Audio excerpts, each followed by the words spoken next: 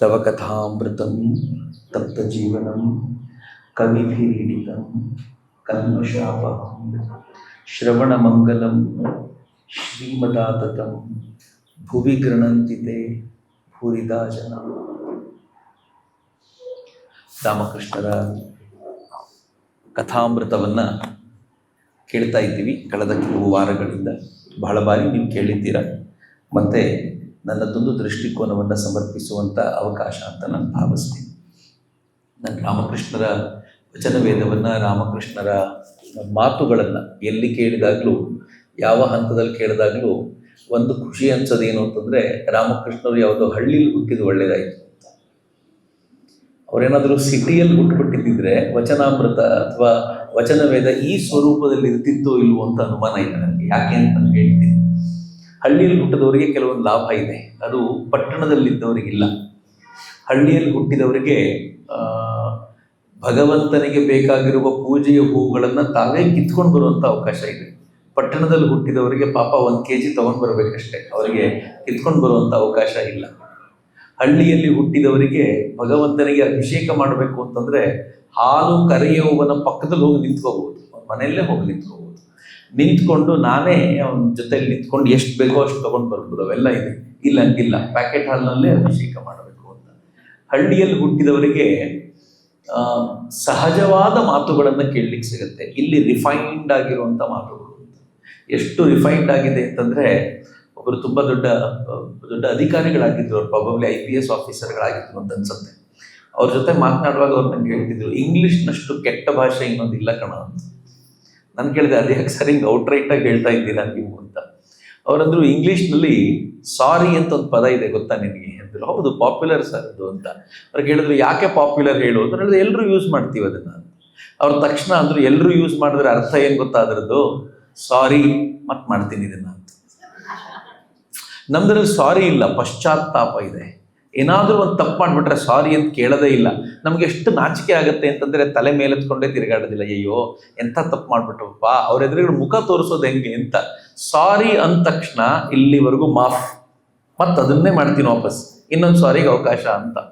ಆಮೇಲೆ ಅವ್ರು ಹೇಳೋರು, ಎಕ್ಸ್ಕ್ಯೂಸ್ ಮೀ ಅಂತ ಕೇಳಿದರೆ ಅದೇನು ಗೌರವದಿಂದ ಕೇಳೋದಲ್ಲ, ಸ್ವಲ್ಪ ಜಾಗ ಬಿಡದೆ ಅಂತ ಹೇಳೋದನ್ನ ಅವ್ರು ತುಂಬ ಸೌಮ್ಯವಾಗಿ ಹೇಳುವ ಶೈಲಿ ಅಂತ ಅವ್ರು ಹೇಳಿದ್ದು ನನಗೆ. ನಾನು ಹೇಳುವಾಗ ಪ್ರತಿಯೊಂದು ಪದವನ್ನು ಎಚ್ಚರಿಕೆಯಿಂದ ಗಮನಿಸ್ತಿದ್ದೆ. ಅಲ್ಲಿ ಪದಗಳು ಮಾತ್ರ, ಭಾವ ಇಲ್ಲ. ಪಟ್ಟಣದಲ್ಲಿ ಪದಗಳು ಮಾತ್ರ, ಭಾವ ಇಲ್ಲ. ಹಳ್ಳಿಯಲ್ಲಿ ಭಾವನೆಗಳು, ಪದಗಳಿರೋದಿಲ್ಲ. ಅಲ್ಲಿ ಪದಗಳು ತುಂಬ ಕಡಿಮೆ, ಭಾವನೆಗಳು ತುಂಬ ಜಾಸ್ತಿ ಇರುತ್ತೆ. ನಾನು ರಾಮಾಯಣವನ್ನು ನೋಡುವಾಗ, ರಾಮಾಯಣದಲ್ಲಿ ವಾಲ್ಮೀಕಿಗಳು ಒಂದು ಅದ್ಭುತವನ್ನು ನಡೆಸ್ತಾರೆ. ಏನಂತಂದರೆ, ಸೀತೆಯನ್ನು ರಾವಣ ಅಪಹರಿಸ್ಕೊಂಡು ಹೋಗ್ತಾನೆ. ನೀವು ನೋಡ್ಬೇಕು, ಭಾಳ ಚಂದ ಇದೆ. ಬರೀ ರಾವಣನ ಅಪಹರಿಸ್ಕೊಂಡು ಹೋಗೋದಲ್ಲ, ರಾಮ ಕಾಡಿಗೆ ಎಂಟ್ರಾಗ್ತಾನೆ. ಕಾಡಿಗೆ ಎಂಟ್ರಾದಾಗ ಸೀತೆ ಮತ್ತು ಲಕ್ಷ್ಮಣನೊಂದಿಗೆ ಅಲ್ಲಿ ಕಾಡಿನ ದೇವತೆ ಪ್ರತ್ಯಕ್ಷಳಾಗಿ ಕೇಳ್ತಾಳೆ. ಭಾಳ ಚೆನ್ನಾಗಿದೆ. ಇದನ್ನ ಬೇರೆ ಬೇರೆ ಥರ ವ್ಯಾಖ್ಯಾನ ಮಾಡ್ತಾರೆ. ಮೂಲ ರಾಮಾಯಣದಲ್ಲಿ ಕೆಲವೊಂದು ಸಂಗತಿ ಇಲ್ಲಿಲ್ಲ, ಆದರೆ ಹೇಳುವಾಗ ಕಣ್ಣಲ್ಲಿ ನೀರು ಬಂದ್ಬಿಡತ್ತೆ. ಪ್ರಕೃತಿ ದೇವತೆ ಪ್ರತ್ಯಕ್ಷಳಾಗ್ತಾಳಂತ ರಾಮನಿಗೆ. ಪ್ರತ್ಯಕ್ಷಳಾಗಿ ರಾಮನನ್ನು ಕೇಳ್ತಾಳೆ, ವಾಹ್, ನಾನು ಪುನೀತಳಾಗ್ಬಿಟ್ಟೆ ರಾಮ, ಇವತ್ತು ನೀನು ಎಲ್ಲಿರ್ಬೇಕಾಗಿತ್ತು, ನನ್ನ ಕಾಡಿಗೆ ಬರುವಂತಾಯ್ತಲ್ಲ, ನಾನು ನಿಜವಾಗ್ಲೂ ಧನ್ಯಳಾಗ್ಬಿಟ್ಟೆ. ನಿನ್ಗೆ ಏನಾಗಬೇಕು ಹೇಳು, ನೀನು ಇಲ್ಲಿರುವಷ್ಟು ದಿನ ನಿನ್ನನ್ನು ಬಹಳ ಪ್ರೀತಿಯಿಂದ ನೋಡ್ಕೊಳ್ತೀನಿ, ನನ್ನಿಂದ ಏನಾಗ್ಬೇಕು ಹೇಳು. ಕಾಡಿನ ದೇವತೆ ಹಿಂಗೆ ಕೇಳಿದಾಗ, ರಾಮನ ಜಾಗದಲ್ಲಿ ನಾನು ನೀವಿದ್ದಿದ್ರೆ ಏನು ಕೇಳಿರ್ತಿದ್ವಿ? ಎವ್ರಿ ಡೇ ಒಳ್ಳೆ ಹಣ್ಣು ಸಿಗೋ ಥರ ನೋಡ್ಕೋ, ನನಗೆ ಉರುವಲುಗಳಿಗೆ ತೊಂದರೆ ಆಗದೆ ಇರೋ ಥರ ನೋಡ್ಕೋ, ಎಲ್ಲೂ ಮಳೆ ಪ್ರಾಬ್ಲಮ್ ಆಗದೆ ಇರೋ ಥರ, ಹಿಂಗೆಲ್ಲ ಕೇಳಬೇಕಲ್ವಾ? ನಿಜವಾಗ್ಲೂ ನಾನು ಮೊದಲನೇ ಬಾರಿಗೆ ಒಬ್ಬ ವ್ಯಾಖ್ಯಾನಕಾರರ ಕೈಯಲ್ಲಿ ಕೇಳಿದಾಗ, ಅವ್ರ ಬಾಯಲ್ಲಿ ಕೇಳಿದಾಗ ಕಣ್ಣಲ್ಲಿ ನೀರು ಬಂದ್ಬಿಡ್ತು. ರಾಮ ಹೇಳಿದ್ನಂತೆ, ನನಗೇನು ಮಾಡಬೇಡ, ನನಗೆ ಸ್ವಲ್ಪ ರೂಢಿ ಇದೆ. ನಾನು ವಿಶ್ವಾಮಿತ್ರರೊಂದಿಗೆ ನಾನು ಲಕ್ಷ್ಮಣ ಎಲ್ಲ ಕಾಡಿಗೆ ಬಂದಿದ್ವಿ, ನಿನ್ನ ಜೊತೆ ಒಡನಾಟ ಇತ್ತು, ನಮಗೆ ರೂಢಿ ಇದೆ. ಇನ್ನು ಸ್ವಲ್ಪ ದಿನಕ್ಕೆ ನನ್ನ ತಮ್ಮ ಬರ್ತಾನೆ ಭರತ, ಅವನಿಗೆ ಯಾವತ್ತೂ ಕಾಡಿಗೆ ಬಂದು ರೂಢಿ ಇಲ್ಲ. ಅವನು ಬರುವಾಗ ಮುಳ್ಳು ಮಾತ್ರ ಇಲ್ಲದೆ ಇರೋ ಥರ ನೋಡ್ಕೋ, ಅವನ ದಾರಿನ ಕ್ಲೀನಾಗಿಡು ಅಂತ. ಏನು ಚಂದ, ಏನು ಅದ್ಭುತ ಇದು. ರಾಮಾಯಣ ವ್ಯಾಖ್ಯಾನಕಾರರ ಬಾಯಲ್ಲಿ ಅದರ ಸ್ವರೂಪವನ್ನು ಬದಲಾಯಿಸ್ಕೊಳ್ತಾನೆ ಹೋಗುತ್ತೆ. ಅದರ ಪ್ರತಿ ಬದಲುಗೊಂಡಂಥ ಸ್ವರೂಪವು ಅದ್ಭುತ. ನಾನು ಹೇಳಲಿಕ್ಕೆ ಹೊರಟಿದ್ದದಲ್ಲ, ರಾಮಾಯಣವೇ ಹಾಗೆ ದಾರಿನೇ ಕರ್ಕೊಂಡು ಹೋಗುತ್ತೆ, ಬೇರೆ ದಾರಿಗೆ ಕರ್ಕೊಂಡು ಹೋಗುತ್ತೆ. ನಾನು ಹೇಳಲಿಕ್ಕೆ ಹೊರಟಿದ್ದು ಏನು ಅಂತಂದರೆ, ಸೀತೆಯನ್ನು ರಾವಣ ಅಪಹರಿಸ್ಕೊಂಡು ಹೋಗ್ತಾನಲ್ಲ, ಅಪಹರಿಸ್ಕೊಂಡ್ಮೇಲೆ ರಾಮ ಬರ್ತಾನೆ ವಾಪಸ್. ಬಂದಾಗ ದುಃಖ ಪೀಡಿತನಾಗಿರುವಂಥ ರಾಮ, ದ ಗ್ರೇಟ್ ರಾಮ, ದುಃಖ ಪೀಡಿತನಾಗಿ ಅಲ್ಲಿ ಕೇಳ್ತಾನೆ. ಹೆಂಗೆ ಕೇಳ್ತಾನೆ ಅಂತಂದರೆ, ಪ್ರತಿಯೊಂದು ಮರವನ್ನು ಮಾತನಾಡಿಸ್ತಾನೆ. ಹೇ ಈ ಬಿಳಿ ಹೂವಿನ ಈ ಪುಷ್ಪವನ್ನು ಬಿಡುವಂಥ ಈ ಗಿಡಗಳೇ, ಪ್ರತಿನಿತ್ಯ ಇಲ್ಲಿ ಸೀತೆ ಬರ್ತಿದ್ಲಲ್ಲ, ಹೂವನ್ನು ಕೊಯ್ಕೊಂಡು ಹೋಗ್ತಿದ್ಲಲ್ಲ, ಅವಳು ಎಲ್ಲೋಗಿದ್ದಾಳೆ ನೋಡಿದ್ದೀರಾ ಅಂತ ಕೇಳ್ತಾನೆ. ಪ್ರತಿಯೊಂದು ಮರವನ್ನು ಮಾತನಾಡಿಸ್ತಾನೆ. ಆ ಮರದ ಸ್ವರೂಪವನ್ನು ಹೇಳ್ತಾನೆ, ಆ ಮರದ ಹೆಸರನ್ನು ಹೇಳ್ತಾನೆ. ನೀವು ಆ ಮರವನ್ನು ಲೊಕೇಟ್ ಮಾಡ್ತಾ ಹೋದರೆ, ಅವನು ಹೇಳಿರುವಂಥ ಆ ಹ್ಯಾಬಿಟ್ಯಾಟನ್ನು ಲೊಕೇಟ್ ಮಾಡ್ತಾ ಹೋದರೆ, ಇವತ್ತಿನ ದಿನದಲ್ಲಿ ಆ ಕಾಡಿನಲ್ಲಿ ರಾಮ ಎಲ್ಲಿದ್ದ ಅಂತ ಹೇಳ್ಬೋದು. ಇಷ್ಟು ಚೆನ್ನಾಗಿ ಹೆಂಗೆ ಗೊತ್ತಾಯಿತು ಅಂತಂದರೆ, ವಾಲ್ಮೀಕಿಗಳು ಕಾಡಿನಲ್ಲಿದ್ದವ್ರೆ. ಹೀಗಾಗಿ ಅವರಿಗೆ ಕಾಡಿನ ಪರಿಚಯ ಚೆನ್ನಾಗಿದ್ದಿದ್ರ ಲಾಭ ಏನಾಯಿತು ಅಂತಂದರೆ, ಆ ಇಡೀ ಕಾವ್ಯದ ಆ ಭಾಗ ಅಷ್ಟು ಸುಂದರವಾಗಿತ್ತು. ರಾಮಕೃಷ್ಣರು ಹಳ್ಳಿಯಲ್ಲಿದ್ದರಿಂದ ಲಾಭ ಏನು ಅಂತಂದರೆ, ರಾಮಕೃಷ್ಣರು ನಮ್ಗೆ ಉದಾಹರಣೆ ಕೊಡಬೇಕಾದಾಗ ಯಾವುದೂ ಪಟ್ಟಣದ ಉದಾಹರಣೆ ತಗೊಳ್ಳೋದೇ ಇಲ್ಲ. ಎಲ್ಲ ಹಳ್ಳಿ ಅಡುಗೆ ಮನೆ ಉದಾಹರಣೆನೇ ಕೊಡೋದು. ಅದೆಷ್ಟು ಚೆನ್ನಾಗಿರುತ್ತೆ ಅಂತಂದರೆ, ಇದಕ್ಕಿಂತ ಸುಂದರವಾಗಿ ವೇದಾಂತವನ್ನು ಇದಕ್ಕಿಂತ ಸರಳವಾಗಿ ಮತ್ತೊಬ್ಬರು ಹೇಳಲಿಕ್ಕೆ ಸಾಧ್ಯವೇ ಇಲ್ಲ ಅನ್ನೋಷ್ಟು ಒಂಥರ ಅತ್ಯಂತ ಸರಳವಾದ. ಬಹಳ ಆಶ್ಚರ್ಯ ಏನು ಅಂತಂದರೆ, ಇವತ್ತು ನಾನು ಅದನ್ನು ನಿಮಗೆ ಹಂಚ್ಕೊಳ್ತೀನಿ. ರಾಮಕೃಷ್ಣರು ಅತ್ಯಂತ ಗಹನವಾದ, ಬಹುಶಃ ಪಂಡಿತರು ಅಂತ ಅನ್ನಿಸ್ಕೊಂಡವರು ಅದನ್ನು ಹೆಂಗೆ ಹೇಳ್ತಾರೆ ಅಂತಂದರೆ, ಅವರು 1 ಗಂಟೆ ಪ್ರವಚನ ಕೇಳಿದ ನಂತರ ನಮಗೂ ಏನೂ ಅರ್ಥ ಆಗಿರಬಾರ್ದು, ಅವರಿಗೇನು ಹೇಳಿದ್ದೀನಿ ಅಂತಲೂ ನೆನಪಿರಬಾರ್ದು. ಹಂಗೆ ಹೇಳೋದನ್ನ ರಾಮಕೃಷ್ಣರು ಅತ್ಯಂತ ಸರಳವಾಗಿ ಇಷ್ಟೇನಾ ಇದು ಅಂತ ಅನ್ನಿಸುವಂಗೆ ಮಾಡಿಬಿಡ್ತಾರೆ. ಅದು ರಾಮಕೃಷ್ಣರ ವೈಶಿಷ್ಟ್ಯ. ಬರೀ ರಾಮಕೃಷ್ಣರು ಮಾತ್ರ ಅಲ್ಲ, ರಾಮಕೃಷ್ಣರ ಶಿಷ್ಯವರ್ಗವು ನೀವು ನೋಡಿದರೆ ಗೊತ್ತಾಗತ್ತೆ ಹೆಂಗಿದೆ ಅಂತಂದರೆ, ಅತ್ಯಂತ ಮಹಾಮಹಿಮ ಪಂಡಿತರು ಒಂದು ಕಡೆ, ಏನೂ ಗೊತ್ತಿಲ್ಲದ ಸಾಮಾನ್ಯರು ಮತ್ತೊಂದು ಕಡೆ. ರಾಮಕೃಷ್ಣರ ಶಿಷ್ಯವರ್ಗ ಅಂತದ್ದು. ಸುಮ್ಮನೆ ಹೇಳೋದಾದ್ರೆ, ರಾಮಕೃಷ್ಣರ ಅತ್ಯಂತ ಪ್ರಕಾಂಡ ಪಂಡಿತ ಶಿಷ್ಯ ಯಾರು ಅಂತಂದ್ರೆ ನರೇಂದ್ರ. ಎಂಥ ಪ್ರಕಾಂಡ ಪಂಡಿತ!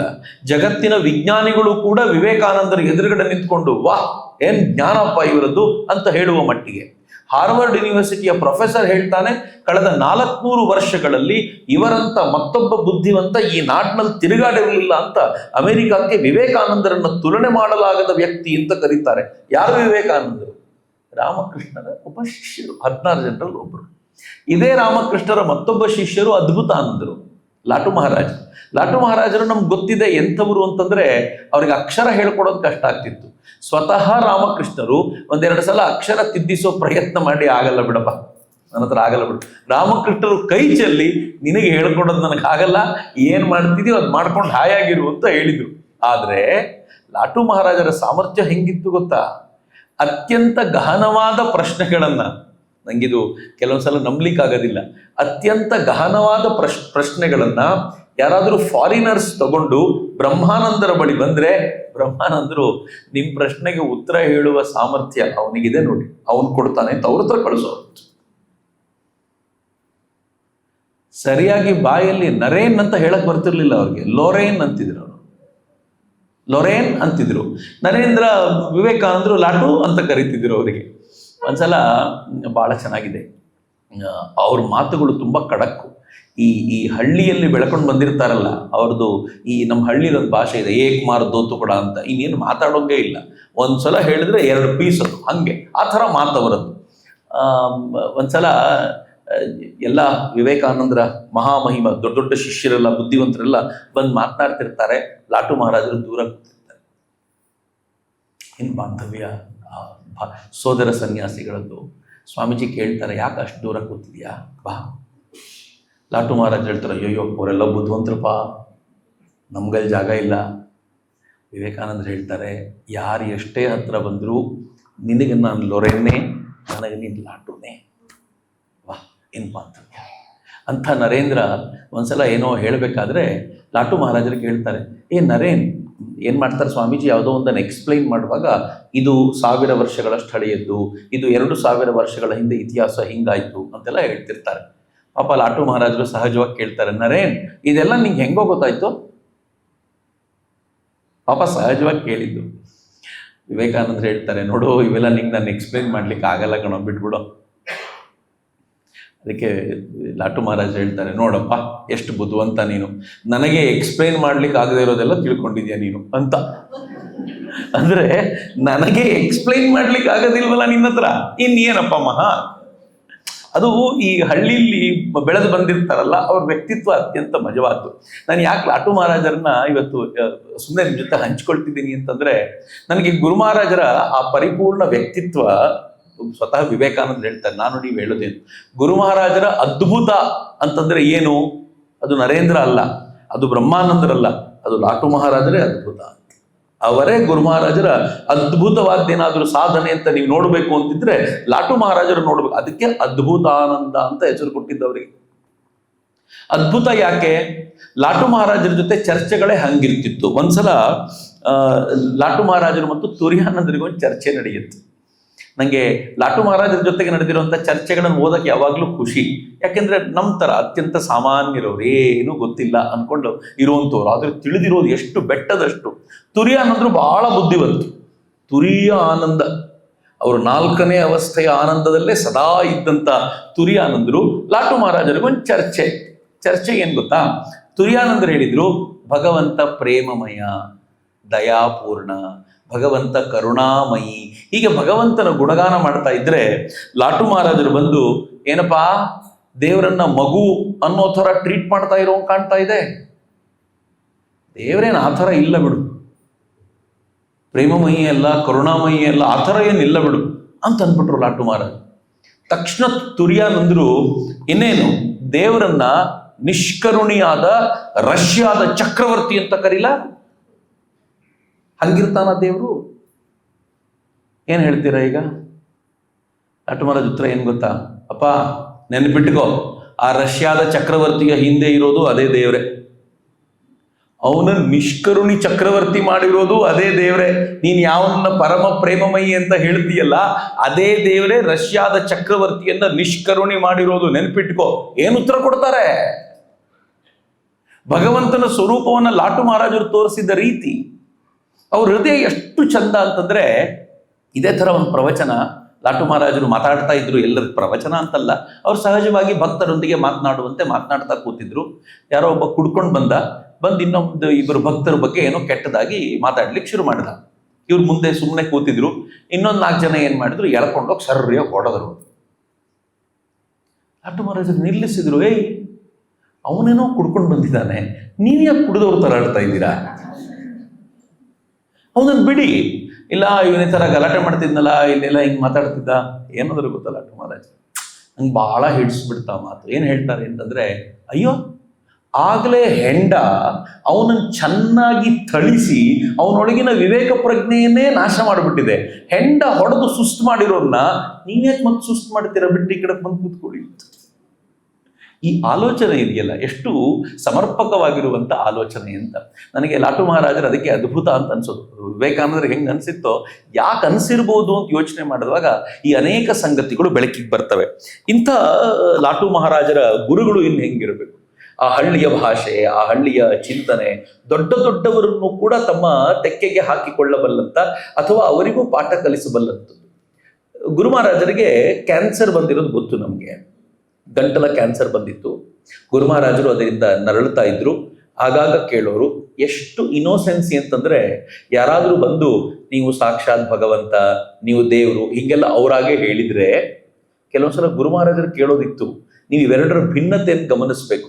ಗುರು ಮಹಾರಾಜರು ಏನ್ ಕೇಳೋರು ಅಂತಂದ್ರೆ, ಇವನ ಬಗ್ಗೆ ನಿನ್ಗೇನ್ ಅನ್ಸುತ್ತೆ? ನನ್ನ ಬಗ್ಗೆ ಅಲ್ಲ, ಇವನ ಬಗ್ಗೆ ನಿನ್ಗೇನ್ ಅನ್ಸುತ್ತೆ ಅಂತ ಎದುರಿಗಿರೋರು ಆಗ ಹೇಳೋರು. ಕೆಲವೊಂದ್ಸಲ ಏನ್ ಹೇಳ್ತಿದ್ರು, ಮಾಸ್ಟರ್ ಮಹಾಶಯ ಅಂತೂ ದಾಖಲಿಸ್ತಾನೆ, ನಿಮ್ಮನ್ನು ನೋಡಿದಾಗ ನನಗೆ ಕಾಳಿಯ ಅವತಾರ ಅನ್ಸುತ್ತೆ, ನಿಮ್ಮನ್ನು ನೋಡಿದಾಗ ಶ್ರೇಷ್ಠ ಗುರು ಅನ್ಸುತ್ತೆ, ಏನಾದ್ರೂ ಹೇಳ್ತಿದ್ರು. ಆ ಉತ್ತರದ ಆಧಾರದ ಮೇಲೆ ಅವನ ಆಧ್ಯಾತ್ಮಿಕ ಬೆಳವಣಿಗೆಯನ್ನು ಅವ್ರು ನಿಶ್ಚಯ ಮಾಡ್ತಾ ಇದ್ರು. ಎಷ್ಟು ಚೆನ್ನಾಗಿದೆ ನೋಡಿ. ಈ ವ್ಯಕ್ತಿತ್ವವನ್ನು ಗುರುತಿಸುವ ಆಧಾರದ ಮೇಲೆ ಆಧ್ಯಾತ್ಮಿಕ ಬೆಳವಣಿಗೆ ನಿಶ್ಚಯ ಆಗೋದು. ಕೊನೆಗೆ ಒಂದಿನ ರಾಮಕೃಷ್ಣರನ್ನ ಅಥವಾ ಯಾವಾಗಲಾದ್ರೂ ಯಾರಾದ್ರೂ ಅವರಾಗೆ ಹೊಗಳಿಕ್ ಶುರು ಮಾಡಿ ನೀವು ಸಾಕ್ಷಾತ್ ಕಾಳಿಯ ಅವತಾರ, ನೀವು ಹಂಗೆ, ನೀವು ಹಿಂಗೆ ಅಂದ್ರೆ ತಕ್ಷಣ ರಾಮಕೃಷ್ಣರು ಏನ್ ಮಾಡ್ತಿದ್ರು ಗೊತ್ತಾ? ಅವೆಲ್ಲ ಇರ್ಲಿ, ನನಗೆ ಗಂಟಲ ಕ್ಯಾನ್ಸರ್ ಯಾವಾಗ ಗುಣ ಆಗತ್ತೆ? ತಕ್ಷಣ ಕೆಳಗಿಳ್ಕೊಂಡು ಬಂದು, ನಂಗೆ ಗಂಟಲು ಕ್ಯಾನ್ಸರ್ ಇದೆ ಗೊತ್ತಿದೆ ತಾನೆ, ಕಾಳಿನೇ ಆಗಿದ್ರೆ ಗಂಟಲು ಕ್ಯಾನ್ಸರ್ ಬರ್ತಿತ್ತಾ? ಹೀಗಾಗಿ ಇವೆಲ್ಲ ಭ್ರಮೆಯಲ್ಲಿ ಇರ್ಬೇಕು. ಅವ್ರು ತಿಂದ್ಬಿಡ್ತಿದ್ರು. ಅಲ್ಲಿ ಹೆಂಗಿತ್ತು ಅಂತಂದ್ರೆ, ಅವ್ರಿಗೆ ಕೈಗೊಂದ್ಸಲ ಏಟಾಗಿತ್ತು. ಬಿದ್ದು ಮೂಳೆ ಮುರ್ಕೊಂಡಿದ್ರು. ಮೂಳೆ ಮುರ್ಕೊಂಡವ್ರು ಬಂದವ್ರಿಗೆ ಯಾವಾಗ ಗುಣ ಆಗುತ್ತೆ ಅಂತ ಹೇಳ್ಬೋದಾ ಅಂತ ಬಂದವ್ರಿಗೆಲ್ಲ ಕೇಳಲ್ಲ. ಪರಬ್ರಹ್ಮ ಸದಾ ಜ್ಞಾನ ಮನಸ್ಸು ಮಾಡಿದಾಗ ಸಮಾಧಿಗೆ ಇರುವಂತ ವ್ಯಕ್ತಿ ಇಳಿದು ಬಂದ ತಕ್ಷಣ ಜನರಿಗೆ ಕೇಳೋದು, ಇದೇನು ಅಂತ ಸ್ವಲ್ಪ ಹೇಳ್ತೀರಾ, ಏನಾಗುತ್ತೆ ಅಂತ ಹೇಳ್ತೀರಾ, ಈ ಕೈ ಯಾವಾಗ ಸರಿ ಹೋಗುತ್ತೆ ಅಂತ ಹೇಳ್ತೀರಾ ಅಂತ ಕೇಳೋದು. ಇಂಥ ರಾಮಕೃಷ್ಣರು ಗಂಟಲ ಕ್ಯಾನ್ಸರ್ ಬಂದಾಗ ಅವ್ರಿಗೊಬ್ಬ ಡಾಕ್ಟರ್ ಬರೋರು, ಡಾಕ್ಟರ್ ಮಹೇಂದ್ರ ಲಾಲ್ ಸರ್ಕಾರ್. ಮಹೇಂದ್ರ ಲಾಲ್ ಸರ್ಕಾರ್ ಹೋಮಿಯೋಪತಿ ಡಾಕ್ಟರ್. ಈ ಹೋಮಿಯೋಪತಿ ಡಾಕ್ಟರ್ ರಾಮಕೃಷ್ಣರನ್ನು ನೋಡ್ಲಿಕ್ಕೆ ಬರ್ತಿದ್ರು. ತುಂಬಾ ಬ್ಯುಸಿ ಡಾಕ್ಟರ್, ಆರಾಮಾಗಿ ಸಿಗ್ತಿರ್ಲಿಲ್ಲ. ಅವ್ರು ಬಹಳ ಕಷ್ಟಪಡಬೇಕಿತ್ತು ಅವ್ರು ಹಿಡಿಬೇಕಾಗಿದ್ರೆ. ಆದರೆ ರಾಮಕೃಷ್ಣರು ಅಂದ್ರೆ ಏನೋ ಪ್ರೀತಿ. ಮೊದಲು ಬಂದು ಔಷಧಿ ಕೊಟ್ಟು ಹೋಗೋರು. ಕ್ರಮೇಣ ರಾಮಕೃಷ್ಣರ ಜೊತೆ ಮಾತಾಡ್ತಾ ಎಷ್ಟು ಸಮಯ ಕಳೀತಿದ್ರು ಅಂತಂದ್ರೆ, ಒಂದೊಂದ್ಸಲ ಬಂದ್ರೆ 6-7 ಗಂಟೆ ಕುತ್ಕೊಂಡ್ಬಿಡೋರು. 6-7 ಗಂಟೆ ಬ್ಯುಸಿಯಸ್ಟ್ ಡಾಕ್ಟರ್. ಬಂದವ್ರು ಎದ್ದೋಗ್ತಿರ್ಲಿಲ್ಲ. ಆಮೇಲೆ ಎಷ್ಟು ಅಂತಂದ್ರೆ ಅವ್ರು ಬರ್ತಿದ್ದಿದ್ದೆ ಔಷಧಿ ಕೊಡ್ಬೇಕು ಅಂತ, ಮಾತಾಡ್ತಾ ಔಷಧಿ ಕೊಡೋದು ಮರ್ತೋಗಿ ಹೋಗ್ಬಿಡಕ್ ಹೋಗೋರಂತೆ. ಮತ್ ಮಾಸ್ಟರ್ ಕರೆದು ಔಷಧಿ ಕೊಡಬೇಕು, ಅಯ್ಯೋ ಮರ್ತೆ ಹೋಗ್ಬಿಟ್ಟಲ್ಲ, ಅದಕ್ಕೆ ಬಂದಿದ್ದು ನಾನು ಅಂತ ಅಷ್ಟರ ಮಟ್ಟಿಗೆ ಮುಳುಗೋರು. ಆದ್ರೆ ಅವರ ವಿಚಿತ್ರ ಏನು ಅಂತಂದ್ರೆ, ರಾಮಕೃಷ್ಣರನ್ನ ಬಹುಶಃ ಪ್ರಶ್ನೋತ್ತರಗಳಲ್ಲಿ ಅವರಷ್ಟು ಕಾಡಿದವರು ಯಾರೂ ಇಲ್ಲ. ಈ ಪ್ರಶ್ನೆಗಳನ್ನ ಅವ್ರು ಕೇಳೋ ಪ್ರಶ್ನೆಗಳನ್ನ ಕೆಲವೊಂದ್ಸಲ ಕೇಳಿದ್ರೆ ನಮ್ಗೆ ಗಾಬರಿ ಆಗ್ಬಿಡುತ್ತೆ. ಅಯ್ಯಯ್ಯೋ ಇಂಥ ಮಾತು ರಾಮಕೃಷ್ಣರು ಕೇಳದ ಅಂತ ಅನ್ಸುತ್ತೆ. ಆದ್ರೆ ಅವ್ರ ಬಾಂಧವ್ಯ ಎಂತದ್ದು ಅಂದ್ರೆ, ಒಂದ್ಸಲ ರಾಮಕೃಷ್ಣರು ಹೇಳ್ತಾರೆ, ಇತ್ತೀಚೆಗೆ ಮಹೇಂದ್ರ ತುಂಬಾ ಬದಲಾಗಿದ್ದಾನಲ್ಲ, ತುಂಬಾ ಧರ್ಮವಂತನಾಗಿದ್ದಾನಲ್ಲ ಅಂತ ರಾಮಕೃಷ್ಣರು ಹೇಳುವಷ್ಟರ ಮಟ್ಟಿಗೆ ಬದಲಾವಣೆ. ಒಂದು ಪ್ರಶ್ನೆ ಮಹೇಂದ್ರ ಲಾಲ್ ಸರ್ಕಾರ ಕೇಳ್ತಾರೆ, ಪೂರ್ಣ ಜ್ಞಾನ ಪಡ್ಕೊಂಡಿದ್ದು ಉಳ್ಕೊಳ್ಳುತ್ತಾ, ಪರ್ಮನೆಂಟ್ ಆಗಿರುತ್ತಾ? ಪೂರ್ಣ ಜ್ಞಾನ ಅಂದ್ರೆ ಯಾವುದು? ಪರಬ್ರಹ್ಮನೊಂದಿಗೆ ಒಂದಾಗಿರುವ ಸಮಾಧಿಯಲ್ಲಿ ನಾನು ಮತ್ತು ಪರಬ್ರಹ್ಮ ಬೇರೆಯಲ್ಲ ಎನ್ನುವಂತ ಪೂರ್ಣ ಜ್ಞಾನವನ್ನು ಏನು ಪಡ್ಕೊಂಡಿರ್ತಾರೋ ಅದು ಪರ್ಮನೆಂಟ್ಲಿ ಹಂಗೆ ಉಳ್ಕೊಳ್ಳುತ್ತಾ, ಬಿದ್ದು ಹೋಗುತ್ತಾ? ಈ ಪ್ರಶ್ನೆಗೆ ಅವರು ಉತ್ತರ ಕೊಡೋಕ್ಕಿಂತ ಮುಂಚೆ ಮುಂದಿನ ಪ್ರಶ್ನೆ ಕೇಳಿದ್ರು. ಇರುತ್ತೆ ಅನ್ನೋದಾದ್ರೆ ಅಥವಾ ಇಲ್ಲ ಅನ್ನೋದಾದ್ರೆ ನೀನ್ಯಾಕೆ ಈ ಪರಮಹಂಸಗಿರಿ ನಡೆಸ್ತಾ ಇದ್ದೀರಾ? ರಾಮಕೃಷ್ಣರಿಗೆ ಇದ್ಯಾಕೆ ನಾನು ಪರಮಹಂಸ ಅನ್ನೋ ಥರ ಕೂತಿರ್ತೀರಾ? ನೀವ್ಯಾಕೆ ಹಿಂಗೆಲ್ಲ ಮಾಡ್ತೀರಾ? ಬಂದವರೆಲ್ಲ ನಿಮ್ ಸೇವೆ ಮಾಡಬೇಕು ಅಂತ ಯಾಕೆ ಎಕ್ಸ್ಪೆಕ್ಟ್ ಮಾಡ್ತೀರಾ? ತಪ್ಪಕ್ಕೆ ಕೂತಿರ್ಬೇಕಪ್ಪ. ಜ್ಞಾನ ಪರಿಪೂರ್ಣವಾಗಿದೆ ಅಂತ ಆದ್ರೆ ನೀವು ಪರಮಹಂಸಗಿರಿ ನಡೆಸಬೇಕಾದ ಅಗತ್ಯ ಇಲ್ಲ, ತೆಪ್ಪಕ್ಕೆ ಕೂತಿರ್ಬೇಕು. ಜ್ಞಾನ ತಾನೆ. ಜ್ಞಾನ ಪರಿಪೂರ್ಣವಾಗಿ ಇಲ್ಲ ಅಂತ ಆದ್ರೆ ಕೆಳಗಿಳಿದ್ಮೇಲೆ ನೀವು ಯಾಕೆ ಪರಮಹಂಸರಾಗಿದ್ರೆ ನೀವು ಪರಮಹಂಸರಲ್ಲ. ಈ ಪರಮಹಂಸಗಿರಿ, ಇದೇ ವಾಕ್ಯ, ಈ ಪರಮಹಂಸಗಿರಿನ ಯಾಕೆ ನಡೆಸ್ತೀರಾ? ತೆಪ್ಪಗಿರ್ಬೇಕಪ್ಪ ನೀವು. ಇವ್ರ ಹತ್ರ ಎಲ್ಲ ಯಾಕೆ ಸೇವೆ ಮಾಡಿಸ್ಕೊಳ್ತೀರಾ? ರಾಮಕೃಷ್ಣರೇನು ಅರೆ ಒಂದೇ ಮಡಕೆ ಅಲ್ವಲ್ಲ. ಏನ್ ಚೆನ್ನಾಗಿರೋ ಉತ್ತರ ಕೊಡ್ತಾರೆ ಗೊತ್ತಾ? ಅವ್ರು ಹೇಳ್ತಾರೆ, ನೋಡೋ, ನೀರು ಸುಮ್ಮನೆ ಇದ್ರೂ ನೀರೇ, ಅಲೆಗಳು ಹೇಳ್ತಾ ಇದ್ರು ನೀರೇ, ನೀರು ಪ್ರವಾಹೋಪಾದಿಯಲ್ಲಿ ಕೊಚ್ಚಿಕೊಂಡು ಹೋದ್ರು ನೀರು ನೀರೇ, ತೆಪ್ಪ ಕೂತಿದ್ರು ನೀರೇ, ಪರಮಹಂಸ ಗಿರಿತ್ವದಲ್ಲಿ ಕೂತಿದ್ರು ನೀರೇ, ನಾನು ಏನು ಮಾಡು ಅಂತ ಹೇಳಿದಾಗ್ಲೂ ನೀರೇ, ಏನ್ ಮಾಡಿದ್ರು ಒಂದೇ. ಮೊದಲನೇ ಏಟದು. ಯಾವತ್ತಾದ್ರೂ ಭಗವಂತ ಅಥವಾ ಉತ್ತರ ಕೊಡುವಾಗ ಭಗವಂತನ ಶೈಲಿ ಮೊದಲು ಕಪಾಳ ಹೊಡೆಯೋದು, ಉಟ್ಕೊಂಡು ಒಂದ್ಸಲ ನೋಡ್ಬೇಕು, ಆಮೇಲೆ ಎಕ್ಸ್ಪ್ಲೈನ್ ಮಾಡೋದು.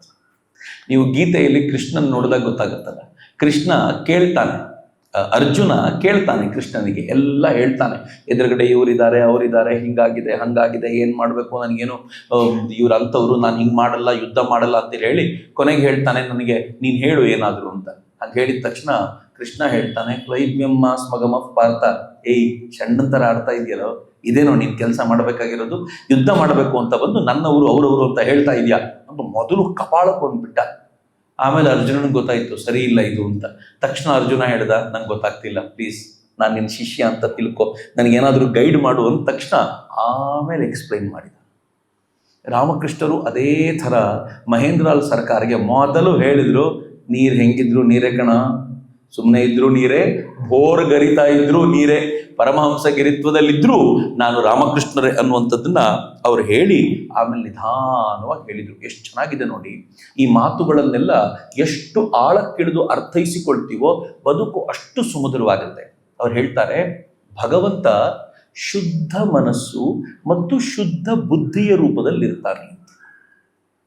ನಮ್ಮೆಲ್ಲರ ಮನಸ್ಸು ಯಾವಾಗ ಪರಿಶುದ್ಧವಾಗ್ಬಿಡತ್ತೋ ಒಂದು ಚೂರು ಕಶ್ಮಲವಿಲ್ಲದಂತಾಗುತ್ತೋ ಆಗ ಆ ಮನಸ್ಸು ಏನಾಗ್ಬಿಡತ್ತೆ ಅಂತಂದ್ರೆ ಸಾಕ್ಷಾತ್ ಭಗವಂತನೇ ಆಗಿಬಿಡುತ್ತೆ ಅಂತ. ಭಗವಂತ ಆ ರೂಪದಲ್ಲಿ ಇರ್ತಾನೆ. ಒಂದು ಸಣ್ಣ ಕಶ್ಮಲ ಬಂತೋ ಹೋಯ್ತು. ಸಣ್ಣ ಕಶ್ಮಲ ಹೆಂಗೆ ಬರುತ್ತೆ ಗೊತ್ತಾ? ಬಹಳ ಸಿಂಪಲ್ ಆಗೂ ಬರುತ್ತೆ. ಹೆಂಗೆ ಬರುತ್ತೆ ಅಂತಂದ್ರೆ ಅತ್ಯಂತ ಸರಳ ರೂಪದಲ್ಲಿ ಬರ್ಬೋದು.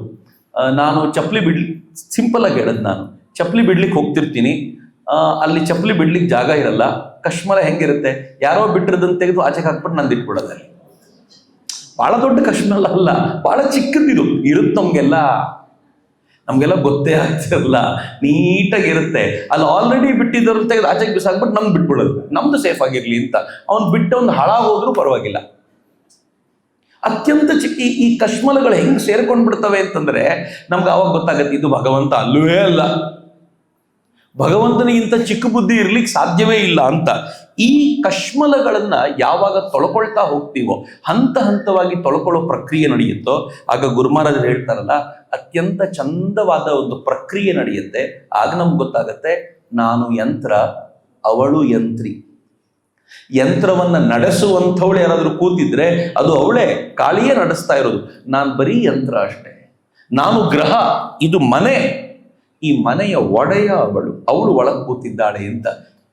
ನಾನು ಅದು ಒಳಗೆ ಕೂತಿರುವಂತ ಮನೆಯೊಡೆಯ ಅವಳು, ನಾನು ಮನೆ ಮಾತ್ರ ಎನ್ನುವ ಪರಿಕಲ್ಪನೆಯನ್ನ ನಮಗೆ ತಂದು ಕೊಡ್ಲಿಕ್ಕೆ ಆ ಶುದ್ಧ ಮನಸ್ಕ ಪರಿಸ್ಥಿತಿ ಸಾಧ್ಯವಾಗತ್ತೆ ಅಂತ ರಾಮಕೃಷ್ಣರು ಹೇಳ್ತಾರೆ. ಹಂಗೆ ಹೇಳಿದ ತಕ್ಷಣ ಮಹೇಂದ್ರಲಾಲ್ ಸರ್ಕಾರ್ ಸುಮ್ಮನಾಗಲ್ಲ, ಮುಂದಿನ ಪ್ರಶ್ನೆ ಕೇಳ್ತಾನೆ. ಆಯ್ತು ಸರಿ, ನೀವೇ ದೇವರು, ಆಯ್ತು ಒಪ್ಕೊಳ್ತೀನಿ. ಹಂಗಿದ್ಮೇಲೆ ನೀವು ಈ ಕೈ ರೋಗವನ್ನು ಗುಣಪಡಿಸ್ಕೊಡು, ನನ್ನ ಕ್ಯಾನ್ಸರ್ ಗುಣಪಡಿಸ್ಕೊಡು ಅಂತ ದೇವರನ್ನ ಯಾಕೆ ಕೇಳ್ತೀರಾ? ಬಹಳ ಚಂದ. ಏನ್ ಗೊತ್ತಾ, ಪ್ರಶ್ನಿಸೋದ್ರಿಂದ ಒಳ್ಳೆ ಉತ್ತರ ಪಡ್ಕೋಬಹುದು. ನಮ್ಗೆ ಕೆಲವೊಂದ್ಸಲ ಅರ್ಜುನನ ಮೇಲೆ ಕೋಪ ಬರುತ್ತೆ. ಏನು ಅರ್ಜುನ ಇಷ್ಟು ಹೇಳಿದ್ರು ಅರ್ಥನೇ ಆಗ್ತಿಲ್ವಲ್ಲ ಅಂತ. ಆದರೆ ಅರ್ಜುನ ಅಷ್ಟು ಪ್ರಶ್ನಿಸಿದ್ದರ ಲಾಭ ಏನು ಅಂತಂದ್ರೆ ಕೃಷ್ಣ ನಮಗೆ ಬೇಕಾಗಿರೋ ಉತ್ತರ ಕೊಟ್ಟ. ಮಹೇಂದ್ರಲಾಲ್ ಸರ್ಕಾರ ಪ್ರಶ್ನಿಸಿದ್ದರ ಲಾಭ ಏನು ಅಂತಂದ್ರೆ ಇವತ್ತು ನಮಗೆ ಉಂಟಾಗಬಹುದಾಗಿರೋ ಉತ್ತರ ಮಹೇಂದ್ರಲಾಲ್ ಸರ್ಕಾರನ ಮೂಲಕ ರಾಮಕೃಷ್ಣರು ಅವತ್ತೇ ಕೊಟ್ಟರು. ಹೀಗಾಗಿ ನನಗೆ ಮಹೇಂದ್ರಲಾಲ್ ಸರ್ಕಾರನ ಕಂಡಾಗ ಅಪಾರವಾದ ಗೌರವ, ಬಹಳ ಪ್ರೀತಿ ಅನ್ಸುತ್ತೆ. ಅವನು ಪ್ರತಿ ಪ್ರಶ್ನೆಗಳ ಅನಲೈಸ್ ಮಾಡಬೇಕಾದಾಗ ಈ ಕೇಳ್ದ ಅವನು, ನೀವು ದೇವರೇ ಆದ್ರೆ ನನ್ನ ರೋಗ ಗುಣಪಡಿಸ್ಕೊಡು ಅಂತ ಯಾಕೆ ದೇವರನ್ನು ಕೇಳ್ತೀರಾ? ನೀವೇ ಗುಣಪಡಿಸ್ಕೊಳ್ಳಿ. ತಕ್ಷಣ ರಾಮಕೃಷ್ಣ ಹೇಳಿದ್ರು, ನೋಡು, ಎಲ್ಲಿಯವರೆಗೂ ಈ ಘಟದ ಜ್ಞಾನ ಇದೆಯೋ, ಘಟ ಅಂದ್ರೆ ಮಡಕೆ ಅಂತ, ಈ ಮಡಕೆ ದೇಹ ಎನ್ನುವ ಮಡಕೆಯ ಜ್ಞಾನ ಇದೆಯೋ ಅಲ್ಲಿವರೆಗೂ ಅಹಂಕಾರ ಇದ್ದೇ ಇರುತ್ತೆ ಕಣ. ಈ ಜ್ಞಾನ ಹೋದ ದಿನ ಅಹಂಕಾರ ಹೋಗುತ್ತೆ, ಅಲ್ಲಿವರೆಗೂ ಈ ಭಾವ ಇರುತ್ತೆ. ಎಕ್ಸ್ಪ್ಲನೇಷನ್ ಹೆಂಗ್ ಕೊಡ್ತಾರೆ ಗೊತ್ತಾ? ಈ ಮಾತಿದೆಯಲ್ಲ, ವೇದಾಂತದ ಮಾತಿದು. ಎಲ್ಲ ವೇದಾಂತದ ಪ್ರಮುಖರು ಈ ಮಾತನ್ನು ಹೇಳ್ತಾರೆ. ಅಹಂ, ಘಟದ ಜ್ಞಾನ ಇರುವವರೆಗೂ ಅಹಂಕಾರ ಇರುತ್ತೆ ಅಂತ ವೇದಾಂತ ವಾಕ್ಯ. ಇದನ್ನ ಘಟ ಅಂತ ಕರೀತಾರೆ. ಈ ದೇಹ ಘಟ, ಘಟ ಅಂದ್ರೆ ಮಡಿಕೆ. ಈ ಮಡಿಕೆಯ ಜ್ಞಾನವಿರುವವರೆಗೂ ಅಹಂಕಾರದ ಜ್ಞಾನವಿರುತ್ತೆ. ರಾಮಕೃಷ್ಣರು ಹೇಳ್ತಾರೆ, ಸಚ್ಚಿದಾನಂದ ಅನ್ನುವಂಥ ವಿಶಾಲವಾದ ಸಾಗರದಲ್ಲಿ, ಇಮ್ಯಾಜಿನ್ ಮಾಡ್ಕೊಳ್ಳಿ ಎಷ್ಟು ಸರಳವಾಗಿದೆ. ಸಚ್ಚಿದಾನಂದ ಅನ್ನೋ ವಿಶಾಲವಾದ ಸಾಗರದಲ್ಲಿ ಒಂದು ಮಡಕೆಯನ್ನು ಹಾಕಿದರೆ ಆ ಮಡಕೆ ಒಳಗೂ ನೀರಿರುತ್ತೆ, ಹೊರಗಡೆನೂ ನೀರಿರುತ್ತೆ. ಹೊರಗಡೆ ಇರೋ ನೀರು, ಮಡಕೆ ಒಳಗಿರೋ ನೀರು ಒಂದೇ. ಆದರೆ ಮಡಕೆ ಒಡೆಯುವವರೆಗೂ ಮಡಕೆ ಒಳಗಿರುವಂತ ನೀರು ಹೊರಗಿನ ನೀರಿನೊಂದಿಗೆ ಸೇರ್ಲಿಕ್ಕೆ ಆಗೋದಿಲ್ಲ. ಎಲ್ಲಿಯವರೆಗೂ ಮಡಕೆ ಅನ್ನೋದಿರುತ್ತೋ ಅಲ್ಲಿವರೆಗೂ ಆ ನೀರಿಗೆ ನಾನು ಬೇರೆ ಎನ್ನುವ ಭಾವ ಇರುತ್ತೆ. ಅದನ್ನು ಒಡೆದು ಬಿಟ್ಟ ತಕ್ಷಣ ಮುಗಿದು ಹೋಗ್ಬಿಡುತ್ತೆ ಅಂತ ಏನ್ ಸಿಂಪಲ್ ಆಗಿ ಎಕ್ಸ್ಪ್ಲೈನ್ ಮಾಡಿ. ಈ ಮಡಕೆಯ ಭಾವ ಇರೋದ್ರಿಂದ ಅಲ್ಲಿಯವರೆಗೂ ನಾನು ಕೇಳ್ಕೊಳ್ತೀನಿ. ಈ ಮಡಕೆ ಹೋಯ್ತು ಅಂತ ಮರುಕ್ಷಣ ಕೇಳಿಕೊಳ್ಳುವ ಪ್ರಮೇಯವೇ ಇಲ್ಲ ಅಂತ. ಹಿಂಗಾಗಿ ಸಮಾಧಿಸ್ಥರಾಗಿರುವಂತ ರಾಮಕೃಷ್ಣರಿಗೆ ಬಿದ್ದು ಕೈಕಾಲು ಮುರ್ಕೊಂಡಾಗ್ಲೂ ಗೊತ್ತಾಗ್ತಿರ್ಲಿಲ್ಲ. ವಾಪಸ್ ದೇಹ ಪ್ರಜ್ಞೆಗೆ ಬಂದ ತಕ್ಷಣ ಅಯ್ಯೋ ಇಲ್ಲಿ ನೋವು ಶುರುವಾಯ್ತು ಅಂತ ಅವ್ರು ಅಳ್ತಿದ್ರು. ಯಾಕೆ ಅಂದ್ರೆ ಘಟದ ಪ್ರಜ್ಞೆ ವಾಪಸ್ ಬರ್ತಿತ್ತು. ಈ ಕೋಣೆಯಲ್ಲಿರುವಂತ ಗಾಳಿಗೂ ಹೊರಗಡೆ ಇರುವಂತ ಗಾಳಿಗೂ ಡಿಫರೆನ್ಸ್ ಇಲ್ಲ. ಅದೇ ಗಾಳಿ ಇಲ್ಲಿರೋದು. ಆದ್ರೆ ಇಲ್ಲಿ ಒಳ್ಳೆ ಗಾಳಿ ಬರ್ತಿದೆ, ಅಥವಾ ಇಲ್ಲಿ ಕೂತಿರೋ ನಾವು ಹೊರಗಡೆ ಏನ್ ಶುದ್ಧವಾದ ಗಾಳಿ ಇದೆ ಗೊತ್ತಾ ಅಂತ ಅನ್ಕೊಳ್ತಾ ಕೂತಿರ್ತೀವಲ್ಲ, ಏನಿಲ್ಲ, ಒಂದೇ ಗಾಳಿ ಅದು. ಇಲ್ಲಿಂದ ಅಲ್ಲಿಗೆ ಸರ್ಕ್ಯುಲೇಟ್ ಆಗ್ತಿರುತ್ತೆ. ಆದರೆ ಅಕಸ್ಮಾತ್ ಏನಾದರೂ ಈ ಕಟ್ಟಡ ಇಲ್ಲವಾಗಿ ಹೋದ್ರೆ ಎಲ್ಲ ಗಾಳಿ ಒಂದೇ ಆಗ್ಬಿಡುತ್ತೆ. ಅಷ್ಟೇ. ಈ ದೇಹ ಪ್ರಜ್ಞೆಯನ್ನ ಕಳ್ಕೊಂಡ ಮರುಕ್ಷಣ ಸಚ್ಚಿದಾನಂದ ಮಹಾಸಾಗರದಲ್ಲಿ ನಾವು ಒಂದಾಗ್ತೀವಿ ಎನ್ನುವ ಅದ್ಭುತವಾದ ತತ್ವವನ್ನ ರಾಮಕೃಷ್ಣರು ಅವರಿಗೆ ತಿಳಿಸಿಕೊಟ್ರು. ಇದೇ ತರ ಈ ಈ ಈ ಭಗವಂತನ ತತ್ವವನ್ನ ಲಾಟು ಮಹಾರಾಜರು ಒಂದ್ ಕಡೆ ಹೇಳ್ತಾರೆ ನೋಡಿ. ಲಾಟು ಮಹಾರಾಜರನ್ನ ಗುರು ಮಹಾರಾಜರು ಚರ್ಚೆ ಮಾಡುವಾಗ ಎಷ್ಟು ಚರ್ಚೆ ಮಾಡ್ಬೋದು ನಾವು. ಇಬ್ರು ಪಾಶ್ಚಾತ್ಯ ಹೆಣ್ಮಕ್ಳು ಬಂದು ಕೇಳ್ತಾರೆ. ಮೊದಲನೇ ಪ್ರಶ್ನೆ ಏನ್ ಕೇಳ್ತಾರೆ ಅಂತಂದ್ರೆ, ಒಬ್ಬನೇ ದೇವರು ಎಲ್ಲರೊಳಗೂ ಇದ್ದಾನೆ ಅಂತ ಪ್ರಮಾಣಬದ್ಧವಾಗಿ ತೋರಿಸೋದು ಹೆಂಗೆ? ನಂಗೆ ಹೇಳಿ ನೋಡೋಣ. ನೀವು ಒಬ್ಬ ಸೈನ್ಸ್ ಹುಡುಗನಿಗೆ ಇದನ್ನ ಎಕ್ಸ್ಪ್ಲೈನ್ ಮಾಡಿ. ದೇವರು ನಮ್ಮೆಲ್ಲರ ಒಳಗೂ ಇದ್ದಾನೆ, ನನ್ನ ಒಳಗಿರುವ ದೇವರೇ ನಿಮ್ಮೊಳಗೂ ಇದ್ದಾನೆ, ಹೆಂಗ್ ಪ್ರೂವ್ ಮಾಡ್ತೀರಾ? ಈ ಪ್ರಶ್ನೆ ಕೇಳಿದ್ರು. ಈ ಪ್ರಶ್ನೆ ಕೇಳಿದ ತಕ್ಷಣ ಬೇರೆಯವರಾದ್ರೆ ತಡಬಡಾಯಿಸ್ಬೇಕು, ಯಾರೋ ಫಾರಿನರ್ ಕೇಳ್ಬಿಟ್ಟಿದ್ದಾರೆ, ಹೆಂಗಪ್ಪ ಪ್ರೂವ್ ಮಾಡೋದು, ಏನ್ ಮಾಡೋದು ಅಂತ. ಏನ್ ಹೇಳ್ತಾರೆ ಗೊತ್ತಾ ಲಾಟು ಮಹಾರಾಜರು? ನೋಡಪ್ಪ, ನನ್ನನ್ನು ಯಾರೋ ಪ್ರೀತಿಸ್ತಾರೆ ಅಂತ ಇಟ್ಕೊ, ಅವರ ಪ್ರೀತಿ ಏನು ಅನ್ನೋದು ನನಗೆ ಮಾತ್ರ ಅರ್ಥ ಆಗುತ್ತೆ, ನಿನಗೆ ಗೊತ್ತಾಗಲ್ಲ. ಅವ್ರು ನನ್ನನ್ನು ಎಷ್ಟು ಪ್ರೀತಿಸ್ತಾರೆ ಅಂತ ನಾನು ನಿಂಗೆ ಎಷ್ಟು ಹೇಳಿದ್ರೂ ಅರ್ಥ ಆಗೋದಿಲ್ಲ. ಈ ಪ್ರೀತಿ ನನಗೆ ಮತ್ತು ಅವ್ರಿಗೆ ಸಂಬಂಧಪಟ್ಟಿತ್ತು, ನೀನು ತಲೆ ಹಾಕಕ್ಕಾಗಲ್ಲ. ಹಾಗೆ ಭಗವಂತ ಏನು ಅನ್ನೋದು ಭಕ್ತನಿಗೆ ಮಾತ್ರ ಅರ್ಥ ಆಗುವಂಥದ್ದು. ನೀನ್ ಮಧ್ಯೆ ತಲೆ ಹಾಕ್ಬೇಡ, ಇದು ಭಕ್ತನಿಗೂ ಭಗವಂತನಿಗೂ ಅರ್ಥ ಆಗುತ್ತೆ, ನೀನ್ ಯಾಕೆ ತಲೆ ಕೆಡಿಸ್ಕೊಳ್ತೀಯ ಅಂದ್ಬಿಟ್ರು. ಆದ್ರೆ ಈ ಫಾರಿನರ್ಸಿಗೆ ಸಮಾಧಾನ ಇಲ್ಲ. ಹೇಗಾದ್ರೂ ಮಾಡಿ ಲಾಟು ಮಹಾರಾಜರಿಂದ ಏನಾದ್ರೂ ಉತ್ತರ ಕೇಳಬೇಕು ಅಂತ ಅವ್ರು ಮುಂದಿನ ಪ್ರಶ್ನೆ ಕೇಳಿದ್ರು. ಆದ್ರೆ ನಾನು ಆತ್ಮ ಅಂತ ನೀವು ಹೇಳ್ತಿರಲ್ಲ, ಹೆಂಗೆ? ಆತ್ಮ ಅನ್ನೋದು ಅನಂತವಾದ್ದು, ಈ ಬಾಡಿ ಶಾಂತವಾದ್ದು, ಇದಿಷ್ಟೇ ಇದೆ. ಆತ್ಮ ಎಲ್ಲದರೊಳಗೂ ಇದೆ. ಎಲ್ಲದರಲ್ಲೂ ಇರುವಂತ ಈ ಆತ್ಮವನ್ನ ಈ ಬಾಡಿಯಲ್ಲಿ ಹಿಡಿಯೋದು ಹೆಂಗೆ? ಉದಾಹರಣೆಗೆ, ನೀವು 1 kg ಹಿಡಿಯುವಂತ ಈ ಪಾತ್ರೆಯಲ್ಲಿ 50 kgಯನ್ನ ಸೇರಿಸೋದು ಹೆಂಗೆ ಅಂತ ಕೇಳದಂತೆ, ಅನಂತವಾಗಿರುವಂತ ಈ ಆತ್ಮವನ್ನ ಈ ಬಾಡಿಯಲ್ಲಿ ಹಿಡಿದಿಡೋದು ಹೆಂಗೆ? ಬಹಳ ಗಂಭೀರವಾಗಿರುವಂತ ಪ್ರಶ್ನೆ.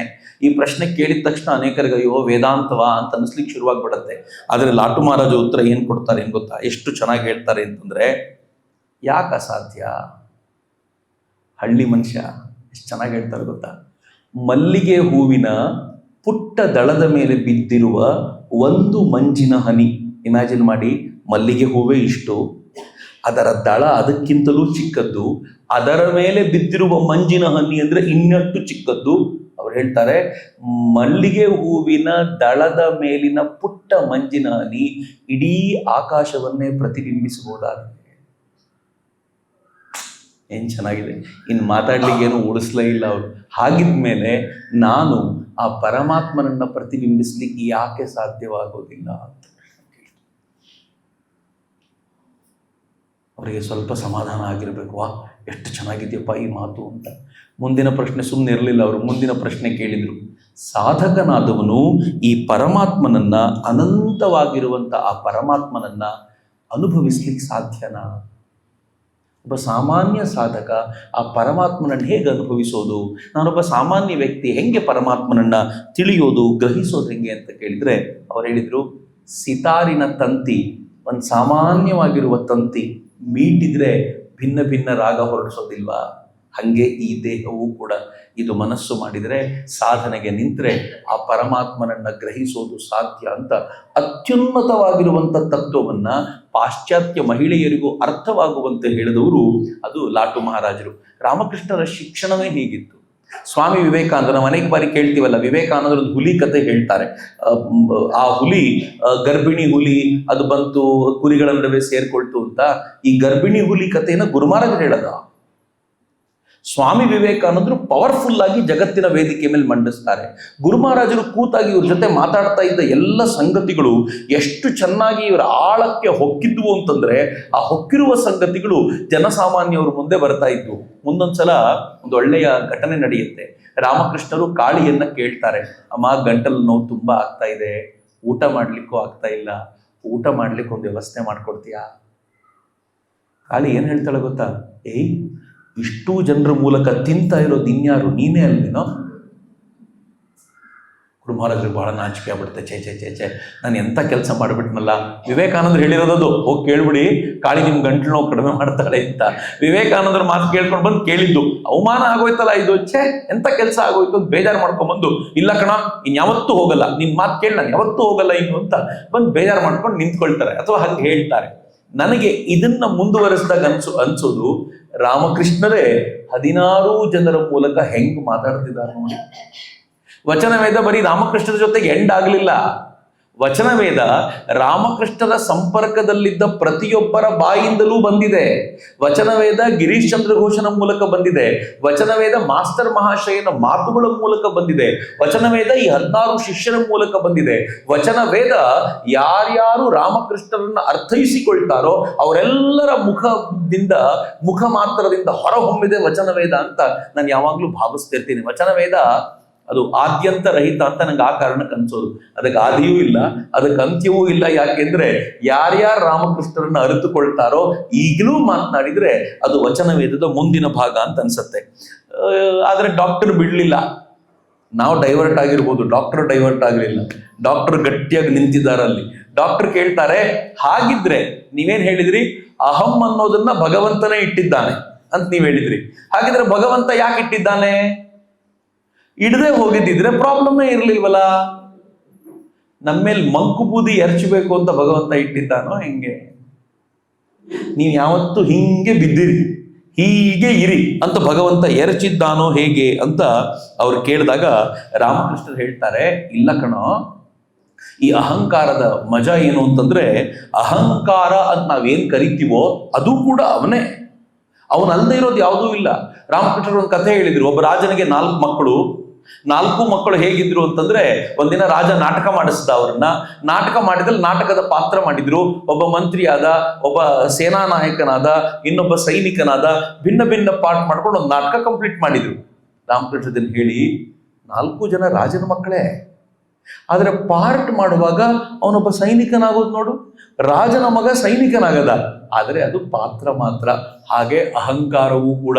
ನಾವೆಲ್ಲರೂ ಭಗವಂತನ ಮಕ್ಕಳೇ ಆದರೂ ಕೂಡ ಈ ನಾಟಕದಲ್ಲಿ ಬೇರೆ ಬೇರೆ ರೋಲ್ ಸಿಕ್ಕಿದೆ, ಆ ರೋಲಿನ ನಿರ್ವಹಣೆ ಮಾಡ್ತಿದ್ದೀವಿ ಅಷ್ಟೇ ಅಂತ ರಾಮಕೃಷ್ಣರು ತುಂಬಾ ಸ್ಪಷ್ಟ ದನಿಗಳಲ್ಲಿ ಹೇಳಿದರು. ಆಮೇಲೆ ಹೇಳಿದ್ರು, ಆತ್ಮ ಸಾಕ್ಷಾತ್ಕಾರ ದೊರೆತರೆ ಈ ಎಲ್ಲ ಸಂಶಯಗಳು ಪರಿಹಾರ ಆಗ್ಬಿಡ್ತವೆ. ಎಲ್ಲ ಸಂಶಯಗಳು ಪರಿಹಾರ ಆಗ್ತವೆ. ಸಂಶಯಗಳು ಇರ್ತಾವ? ಈ ಇವಿಯ 100% ಇದೆ. ನಾನು ನಿಮ್ಮ ಸಂಶಯಗಳನ್ನು, ನನ್ನ ಸಂಶಯಗಳನ್ನು ಸುಮ್ಮನೆ ತೆಗೆದು ನೋಡಿದ್ರೆ ಎಷ್ಟಿವೆ ಗೊತ್ತಾ? ಸುಮ್ಮನೆ ದೇವ್ರ ಮುಂದೆ ಕೂತ್ಕೊಂಡಾಗ ನಾವು ಕೇಳ್ತಾ ಇರ್ತೀವಿ, ದೇವ್ರೇ ನನಗೆ ಮಾತ್ರ ಯಾಕೆ ಈ ಕಷ್ಟ? ಮೊದಲನೇ ಸಂಶಯ. ಆಮೇಲೆ ನನಗೆ ಕಷ್ಟ ಅನ್ನೋದು ಹೆಂಗೆ ಗೊತ್ತಾ? ನನಗಿಂತ ಚೆನ್ನಾಗಿರೋರ್ನ ಕಂಪೇರ್ ಮಾಡ್ಕೊಂಡು ಕಷ್ಟ. ಅದು ನನಗೆ ಕಷ್ಟ ಅನ್ನೋದು ಬೇಜಾರಲ್ಲ, ಅವನು ಆರಾಮಾಗಿದ್ದಾನಲ್ಲ ಅಂತ ಹೊಟ್ಟೆ ಉರಿ, ಅವನೆಷ್ಟು ಆರಾಮಾಗಿದ್ದಾನೆ ಅಂತ. ಆಮೇಲೆ ಕೆಲವರು ಸಂಶಯಗಳು ಬಹಳ ಚೆನ್ನಾಗಿರ್ತವೆ. ಒಂದ್ಸಲ ಇತ್ತೀಚೆಗೆ ಸ್ವಾಮೀಜಿ ಒಂದು ಕಾರ್ಯಕ್ರಮ ಅರೇಂಜ್ ಮಾಡಿದಾಗ ಒಂದು ಹೆಣ್ಮಗಳು ಬಂದು ಪ್ರಶ್ನೆ ಕೇಳಿತ್ತು. ಸ್ವಾಮೀಜಿ, ಬಹಳ ಕೆಟ್ಟ ಜನ, ಬಹಳ ಕೆಟ್ಟ ಕೆಲಸ ಮಾಡಿರ್ತಾರೆ, ಚೆನ್ನಾಗಿರ್ತಾರಲ್ಲ ಸ್ವಾಮೀಜಿ, ಏನ್ ಸಂಶಯ? ಹೆಂಗಿರುತ್ತೆ ಸಂಶಯಗಳು ನಮ್ದು? ಅವ್ರು ಎಷ್ಟು ಕೆಟ್ಟ ಕೆಲಸ ಮಾಡಿರ್ತಾರೆ ಆದ್ರೆ ಚೆನ್ನಾಗಿರ್ತಾರಲ್ಲ ಸ್ವಾಮೀಜಿ ಅಂತ ಒಂದು ಪ್ರಶ್ನೆ ಕೇಳಿದ್ರು. ನಂಗೆ ನಗು ಬರ್ತಿತ್ತು. ಇದು ಕಾಮನ್ ಪ್ರಶ್ನೆ. ನಾವು ದೇವರ ಪೂಜೆ ಎವ್ರಿ ಡೇ ಮಾಡ್ತಿರ್ತೀವಿ. ಅಪ್ಪ ನೀನು ಯಾರನ್ನು ಹೆಂಗಾದ್ರೂ ಇಟ್ಕೋ, ನನ್ನನ್ನು ಹಿಂಗಿಟ್ಟಿದ್ಯಲ್ಲ ನಾನು ಧನ್ಯ. ಹಂಗಿಲ್ಲ. ಅವನು ಯಾಕೆ ಹಂಗಿದ್ಬಿಟ್ಟಿದ್ದಾನೆ, ಇವನು ಯಾಕೆ ಹೆಂಗಿದ್ದಾನೆ? ಈ ಪ್ರಶ್ನೆಗಳು ಎಷ್ಟು ಅಂತಂದ್ರೆ ಇದರ ನಡುವೆ ವೇದಾಂತಿಗಳಿಗೂ ಏನು ಕಡಿಮೆ ಇಲ್ಲ. ಬದುಕಿನಲ್ಲಿ ದುಃಖ ಮತ್ತು ಸುಖಗಳು ಯಾಕಿವೆ? ಭಗವಂತನಿದ್ದಾನೆ ಅಂತಂದ್ರೆ ಕಾವನೋರ್ವನಿರಲ್ಕೆ ಹುಟ್ಟು ಸಾವುಗಳೇನು ಮಂಕುತಿಮ್ಮ? ಕಾವನು ಒಬ್ಬನಿದ್ದಾನೆ ಅಂತಾದ್ರೆ, ಕಾಯುವವನೊಬ್ಬನಿದ್ದಾನೆ ಅಂತಾದ್ರೆ ಯಾಕಾದ್ರೂ ಹುಟ್ಟಬೇಕು, ಯಾಕಾದ್ರೂ ಸಾಯ್ಬೇಕು? ಅವನು ಕಾಯ್ತಿದ್ದಾನಲ್ಲ. ಯಾರನ್ನೂ ಸಾಯ್ದೇ ಇರೋ ತರ ನೋಡ್ಕೊಂಡ್ಮೇಲೆ ಹುಟ್ಟಿಸೋದು ಯಾಕೆ? ಮತ್ತೆ ನಾವು 140 ಕೋಟಿ ಜನ ಇದೀವಿ, ಇಷ್ಟೇ ಇರ್ಲಿ ಬಿಡು, ನೀನು ಮತ್ತೆ ಹುಟ್ಟಿಸೋದು ಇವೆಲ್ಲ ಯಾಕೆ? ಈ ಸಂಶಯಗಳು ಬಹಳ. ಗುರುಮಹಾರಾಜರು ಹೇಳಿದ್ರು, ಆತ್ಮ ಸಾಕ್ಷಾತ್ಕಾರದೊಂದಿಗೆ ಸಂಶಯಗಳು ಹೋಗ್ತವೆ. ತಕ್ಷಣ ಮಹೇಂದ್ರಲಾಲ್ ಸರ್ಕಾರ ಕೇಳಿದ, ಎಲ್ಲ ಸಂಶಯಗಳು ಹೋಗ್ತವ ಅಥವಾ ಕೆಲವು ಮಾತ್ರವ? ಎಲ್ಲ ಸಂಶಯಗಳು ಹೋಗ್ತವ ಅನ್ನುವಂಥ ಪ್ರಶ್ನೆ. ಈ ಸಂಶಯಗಳು ಬಹಳ ಕಠಿಣವಾದ ಸಂಗತಿ. ನಾನು ಇತ್ತೀಚೆಗೆ ಇನ್ಸ್ಟಾದಲ್ಲಿ ಒಂದು ರೀಲ್ ನೋಡ್ತಿದ್ದೆ. ನಾನು ಅಪರೂಪಕ್ಕೆ ಯಾವಾಗಲಾದ್ರೂ ಕೂತ್ಕೊಂಡು ನೋಡ್ತೀನಿ, ಏನು ಬರುತ್ತೆ, ಏನು ಯೋಚನೆ ಮಾಡ್ತಾರೆ ಅಂತ. ಇವತ್ತಿನ ಜನ್ಸಿಗಳು ಏನು ಯೋಚನೆ ಮಾಡ್ತಾರೆ ಅಂತ ಕಳೆದ ಒಂದು 15 ದಿನದಿಂದ ನೋಡ್ತಿದ್ದೀವಲ್ಲ. ದೆಹಲಿಯಲ್ಲಿ ಕೂತ್ಕೊಂಡು ಏನೇನು ಯೋಚನೆ ಮಾಡ್ತಾರೆ, ಅವ್ರ ಮಾತುಗಳು ಏನು. ನನಗೆ ಆ ಮಕ್ಕಳ ಬಗ್ಗೆ ಬೇಜಾರಾಗಲಿಲ್ಲ. ಅವರನ್ನು ಹುಟ್ಟಿಸಿ ಇಲ್ಲಿವರೆಗೂ ಬೆಳೆಸಿರುವ ಆ ತಂದೆ ತಾಯಿಗಳ ಸಂಸ್ಕಾರ ಹೆಂಗಿರ್ಬೋದಪ್ಪ, ದೇಶದ ಭವಿಷ್ಯ ಏನು ಅಂತ ಟೆನ್ಷನ್ ಆಯ್ತು ಅಂತ. ಯಾಕೆ ಅಂದ್ರೆ ಅವರುಗಳ ಮಕ್ಕಳು ಹಿಂಗಾದ್ರು ಇವ್ರ ಮಕ್ಕಳು ಏನಾಗ್ಬೋದು. ಆ ಮಾತು, ಆ ಭಾಷೆ, ಅವರ ಲ್ಯಾಂಗ್ವೇಜ್, ಆ ಡೆಲಿವರಿ ಸ್ಟೈಲು, ಅಯ್ಯಯ್ಯಪ್ಪ ನಂಗೆ ಬಹಳ ಗಂಭೀರ ಅನ್ನಿಸ್ತು. ಆ ನಡುವೆ ಒಂದ್ಸಲ ನಾನು ಹೀಗೆ ಸ್ಕ್ರಾಲ್ ಮಾಡ್ತಿರೋ ಒಂದು ಒಳ್ಳೆ ಕಥೆ ಎನಾಕ್ಟ್ ಮಾಡಿದ್ದು ಬಂತು. ಹೇಳಿ ಎಷ್ಟು ಚೆನ್ನಾಗಿದೆ. ಭಗವಂತನ ಕೃಪೆಯನ್ನ, ಸಂಶಯ ಅನ್ನೋದು ಹೆಂಗಿರುತ್ತೆ, ಭಗವಂತನ ಕೃಪೆ ಅದನ್ನ ಹೆಂಗೆ ಹೋಗಲಾಡಿಸತ್ತೆ ಅಂತ. ಒಬ್ಬ ಸಾಧು ಅಲ್ಲ, ಆದರೆ ಸಾಧುತ್ವ ಇರುವವನು. ಸಾಧು ಅಂದ ತಕ್ಷಣ ನಮ್ಗೆ ಕಾವಿ ಬಟ್ಟೆ ಕಾಣುತ್ತೆ. ಸಾಧುತ್ವ ಇರುವವನಿಗೆ ಕಾವಿ ಬಟ್ಟೆ ಇರಬೇಕು ಅಂತಿಲ್ಲ, ಸದಾ ಭಗವಂತನ ಧ್ಯಾನದಲ್ಲಿ ಇರುವವನು. ಅವನು ಹಾಗೆ ದಾರಿಯಲ್ಲಿ ನಡ್ಕೊಂಡು ಬರಬೇಕಾದ್ರೆ ಕೈಯಲ್ಲಿ ಒಂದು ಜಪಮಾಲೆ ಹಿಡ್ಕೊಂಡು ರಾಮ ಮಂತ್ರವನ್ನ ಹೇಳ್ತಾ ಬರ್ತಿರ್ತಾನೆ. ಬರಬೇಕಾದ್ರೆ ಏನಾಗುತ್ತೆ, ಅವನು ಆ ಭಾವದಲ್ಲಿರುವಾಗ ಎಲ್ಲೋ ಒಂದ್ ಕಡೆ ನೀರನ್ನ ಅವನ ಚಪ್ಪಲಿಯಿಂದ ಸ್ವಲ್ಪ ಜೋರಾಗಿ ತುಳಿದು ಬಿಡ್ತಾನೆ. ಆ ಕಡೆ ಆಗ್ತಾನೆ ಡ್ರೆಸ್ ಮಾಡ್ಕೊಂಡು ಬರ್ತಿರುವಂತ ದಂಪತಿಗಳಿರ್ತಾರೆ. ಹುಡುಗಿ ಮೇಲೆ ನೀರು ಹಾರ್ಬಿಡುತ್ತೆ. ಅವಳು ಗಂಡ ಹೊಸದಾಗಿ ಮದುವೆ ಆಗಿರೋರು. ಗಂಡನಿಗೆ ಹೆಂಡತಿ ಮುಖದ ಮೇಲೆ ಈ ಕೊಚ್ಚೆ ನೀರು ಹಾರಿತು ಅಂತ ಕೋಪಿಸ್ಕೊಂಡು ಈ ಸಾಧುವಿನ, ಈ ಬೈರಾಗಿಯಂತೆ ಕಾಣುವ ವ್ಯಕ್ತಿ ಕಪಾಳಕ್ಕೆ ಒಂದು ಹೊಡಿತಾನೆ. ಎಷ್ಟೋ ಧೈರ್ಯ ನಿನಗೆ, ನನ್ನ ಹೆಂಡತಿ ಮುಖದ ಮೇಲೆ ಈ ಕೊಚ್ಚೆ ನೀರು ಹಾರಿಸಿದ್ಯಲ್ಲ ನೀನು. ತಕ್ಷಣ ಗಾಬರಿ ಆಗ್ತಾನೆ. ರಾಮಭಾವದಿಂದ ಕೆಳಗಿಳಿದು, ಅಯ್ಯೋ ಕ್ಷಮಿಸ್ಬಿಡಪ್ಪ, ನಂಗೆ ಗೊತ್ತಾಗ್ಲಿಲ್ಲ, ನಾನು ಯಾವುದೋ ಬೇರೆ ಭಾವದಲ್ಲಿದ್ದೆ, ಕ್ಷಮೆ ಇರಲಿ ನನಗೆ ಅಂತ ಕೇಳ್ಕೊಂಡು ಬಹಳ ಒಂದು ಕ್ಷಣ ನೊಂದುಕೊಂಡು ಮುಂದಕ್ಕೆ ಹೊರಡ್ತಾನೆ. ಕಪಾಳ ಕೊಡಿಸ್ಕೊಂಡಿದ್ದಲ್ಲ, ಒಂದು ಕ್ಷಣ ನೊಂದುಕೊಂಡು ಮುಂದಕ್ಕೆ ಹೋಗ್ತಾನೆ.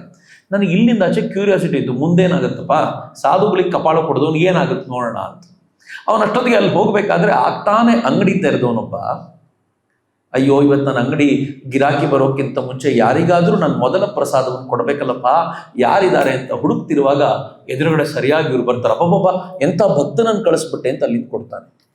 ಅವನದನ್ನು ತಗೊಂಡು ಭಗವಂತನಿಗೆ ಹೇಳ್ತಾನೆ, ಏನು ಭಗವಂತ ನಿನ್ನ ಲೀಲೆ, ಒಬ್ಬರ ಹತ್ರ ಕಪಾಳ ಕೊಡಿಸ್ಬಿಟ್ಟು ನನಗಿನ್ನೂ ಆ ನೋವು ಆರೋಕ್ಕಿಂತ ಮುಂಚೆ ತಗೋವಂಥ ಪ್ರಸಾದ ಬೇರೆ ಕೊಡಿಸ್ತೀಯಲ್ಲಪ್ಪ ನೀನು.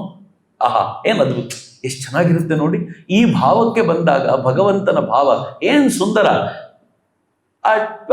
ಇದು ಮುಗಿದಿಲ್ಲ ಡಿಸ್ಕೋರ್ಸ್, ಇನ್ನೂ ಇದೆ, ಇನ್ನೇನಿದೆ ಮುಂದಕ್ಕೆ ನೋಡೋಣ ಅಂತ ಹೋದ್ರೆ ಅವನದನ್ನ ತಗೊಂಡು ಹೋಗ್ತಾನೆ. ಈ ಕಡೆ ಸ್ಟೋರಿ ಸೀನ್ ಚೇಂಜ್ ಆಗುತ್ತೆ. ಇಲ್ಲಿ ಮನೆಗೆ ಇವರಿಬ್ರು ಗಂಡ ಹೆಂಡತಿ ಬರ್ತಾರೆ. ಬಂದವರು ಸ್ವಲ್ಪ ಹೊತ್ತು ಸಂಜೆ ಅಷ್ಟೊತ್ತಿಗೆ ಅವನಿಗೆ ಹಾರ್ಟ್ ಅಟ್ಯಾಕ್ ಆಗುತ್ತೆ, ಸತ್ತೋಗ್ತಾನೆ. ಕನೆಕ್ಷನ್ ಇದೆಯೋ ಇಲ್ವೋ ಗೊತ್ತಿಲ್ಲ, ಬಟ್ ಹಾರ್ಟ್ ಅಟ್ಯಾಕ್ ಹೋಗ್ತಾನೆ. ಅವಳು ವಿಧವೆ ಆಗ್ತಾಳೆ. ಅವಳು ಒಂದಿನ ಕೆಲವು ದಿನಗಳ ನಂತರ ರಸ್ತೆಯಲ್ಲಿ ಬರಬೇಕಾದಾಗ ಇವನು ಮತ್ತು ವಾಪಸ್ ಎದುರುಗಡೆ ಬರ್ತಿರ್ತಾನೆ. ಅವಳು ಅವನ್ನ ಅಡ್ಡ ಹಾಕ್ತಾಳೆ. ಬಾಬಾಜಿ ನಾನು ಯಾರು ಗೊತ್ತಾಯ್ತಾ ಅಂತ. ನನಗೆ ಗೊತ್ತಾಗ್ಲಿಲ್ಲ ಅಂತ.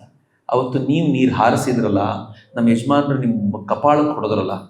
ಹೌದು, ನಂಗೆ ನೆನಪಾಯ್ತು. ಮತ್ತೆ ನೀವು ಅವ್ರಿಗೆ ಎಂಥ ಶಾಪ ಕೊಟ್ಬಿಟ್ರಿ, ಅವ್ರು ಅವತ್ತೇ ಹಾರ್ಟ್ ಅಟ್ಯಾಕ್ ಆಗಿ ಸತ್ತೋಗ್ಬಿಟ್ರು. ಹಂಗೇನಾದ್ರು ಮಾಡ್ತಾರ ಸ್ವಾಮೀಜಿ ಯಾರಾದರೂ? ಇಂಥ ಸಾಧುತ್ವನ ನಿಮ್ದು ಅಂತ ನಿಜವಾಗ್ಲೂ ಕೊಡ್ಲಿಲ್ಲಮ್ಮ ನಾನು ಅಂತ ಹೇಳ್ತಾನೆ. ಅವಳು ಹೇಳ್ತಾಳೆ, ಏನಿಲ್ಲ, ಅವ್ರು ನನ್ನನ್ನು ತುಂಬ ಪ್ರೀತಿಸ್ತಾ ಇದ್ರು, ಆ ಪ್ರೀತಿಯ ಕಾರಣಕ್ಕೆ ಈ ನೀರು ಹಾರಿದ್ದ ಕೋಪ ಬಂದು ಕಪಾಳಕ್ಕೆ ಕೊಡಿದ್ರು, ನೀವು ಅಷ್ಟು ಕೋಪಿಸ್ಕೊಂಡ್ಬಿಡೋದ ಅಂತಾಳು.